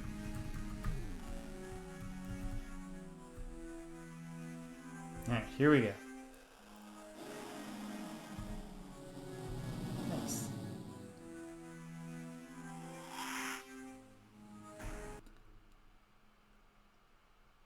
Could it be? It is. How about that? The planet that I wrote down in my notes was a rainbow world. Turned out to be one. Thank goodness. Oh, and I should mark that off in my spreadsheet. So I'm trying to come back here. I think I'd probably just remember that I did, but alright. Very good. Just look at the cargo situation. Oh, not really all that much yet. I mean like 18, around 2,000, but we can do better. And we will. By the time we go back. Okay, so what would it cost me to just go peek at the other rainbow world? 24.8 fuel. Nah, screw it. Why not? Why not? I say out loud as I think, is there a reason why not? Nah, I think we can do it. Let's go. Hopefully, oh yeah, and also got to do a little bit of hyperspace wandering because we got to attract a probe if we're going to finally deal with this situation. So we'll cross our fingers that happens on the way. See a second thing. Call the Melnorme. Tell them the good news. And then it is probably getting on time where, you know, Milady would appreciate if I wasn't just playing video games on Saturday and ignoring her. So we're getting close to closing time. You don't have to go home, folks, but you can't stay here. We're not there yet, so please do stay here. Stick with me.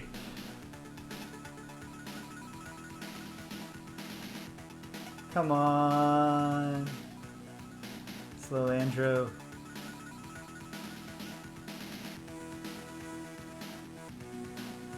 Thank you, Stupinski. Because I asked nicely, right? Wouldn't it be a thing if just the random number generator just turned against me and never spawned a Slylandro probe again? I just never got to find it. It would still solve the Slylandro probe problem, but in a less satisfying way.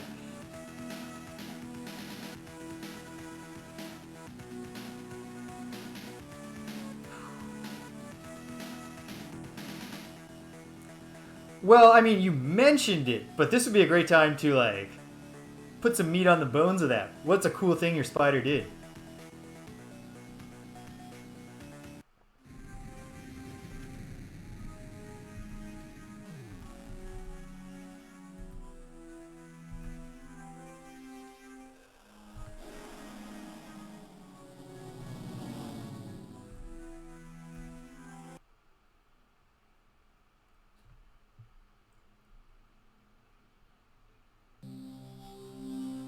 Ooh, nice.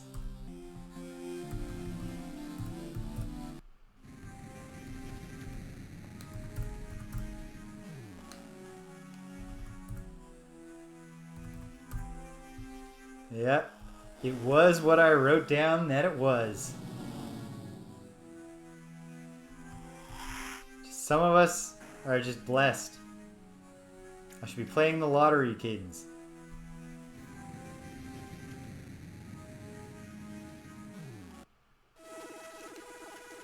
Okay. Now, let's just move a tiny bit. For no reason. I don't know why I did that.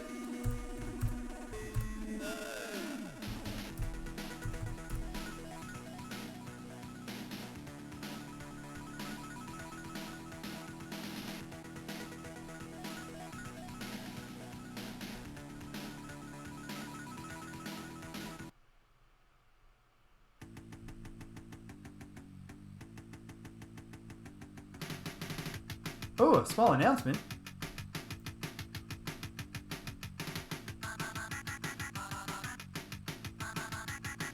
Of course.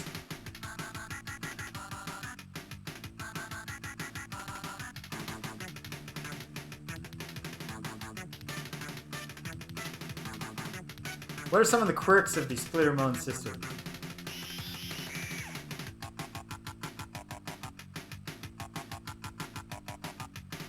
Ooh, that does sound appealing to me. As someone who loves to use a great big weapon in a... See, I would have understood this warning a lot more clearly the first time around when I thought that it was a Zeeman star system specific warning. Had I been more cognizant of the fact that the Melnorme are everywhere. And that that's what they mean by region of space. The entire star map.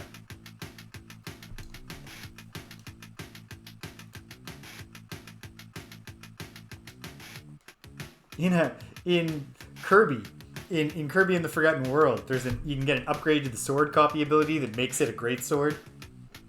And I beat Meta Knight in the first sword fight with Meta Knight. I beat him using the big it was very satisfying. Really? That's strange. Because it's really, especially again if I had understood it properly the first time, it's real helpful information.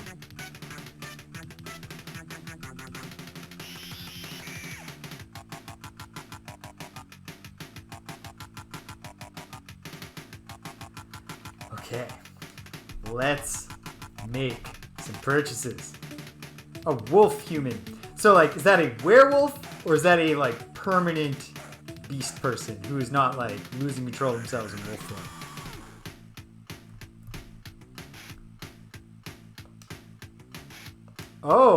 Oh, I would like to buy that technology you described. It certainly will. How could it not? Yep, double capacity fuel tanks. Very helpful. Thank you. Also very helpful.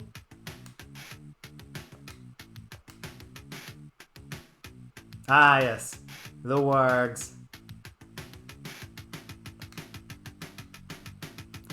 Ah, man, we're 8 short of being able to make 4 more purchases.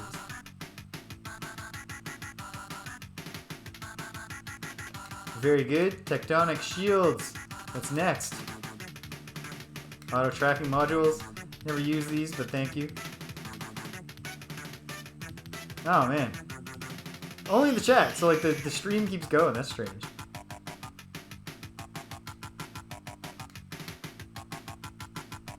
Yeah, go with 3 dynamos. That's great. And weather resistance. Very good.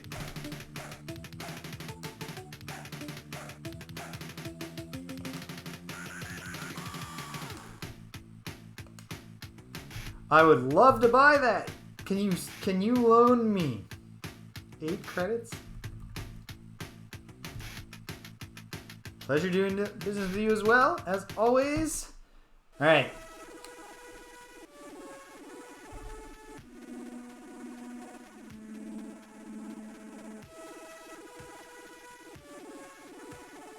Cool. So you're buying time for the ward to get that sword ready. Everyone playing their part in the whole. Okay. Okay.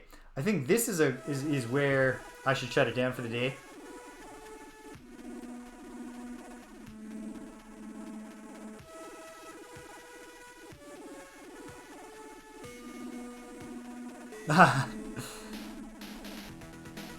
You don't need to tell anybody. Enlightened self-interest. Yeah, this was a good start to our next run, to our going to be successful run. A solid first year in the effort of Captain James here in the 3rd timeline. Just because I am scarred by that one time the save game was corrupted, let's throw another save down in a different file. Tomorrow, if you're into Ultima 6, The False Prophet, I'll be back here playing Ultima 6, The False Prophet. Mapping out the fast travel system of the Red Moon Gates, among other tasks. Also, Elo's dead. We got to get him back to life. And then probably do something with Greg on Thursday. Friday Night Forgotten Circles, one more week off while Lauren is busy on Friday nights with work. And then I'll be back here next Saturday, and we will keep on saving the galaxy. Well, I hope to see you there, Stimpinski. So, all right. That's it, folks. If you stuck around to the end, thanks for staying. If you came and you left, you can't hear my voice. I'm still glad you came. And until those celestial bodies come into alignment, and we're all in the same place at the same time again, take care of yourselves. And be kind to everyone you meet.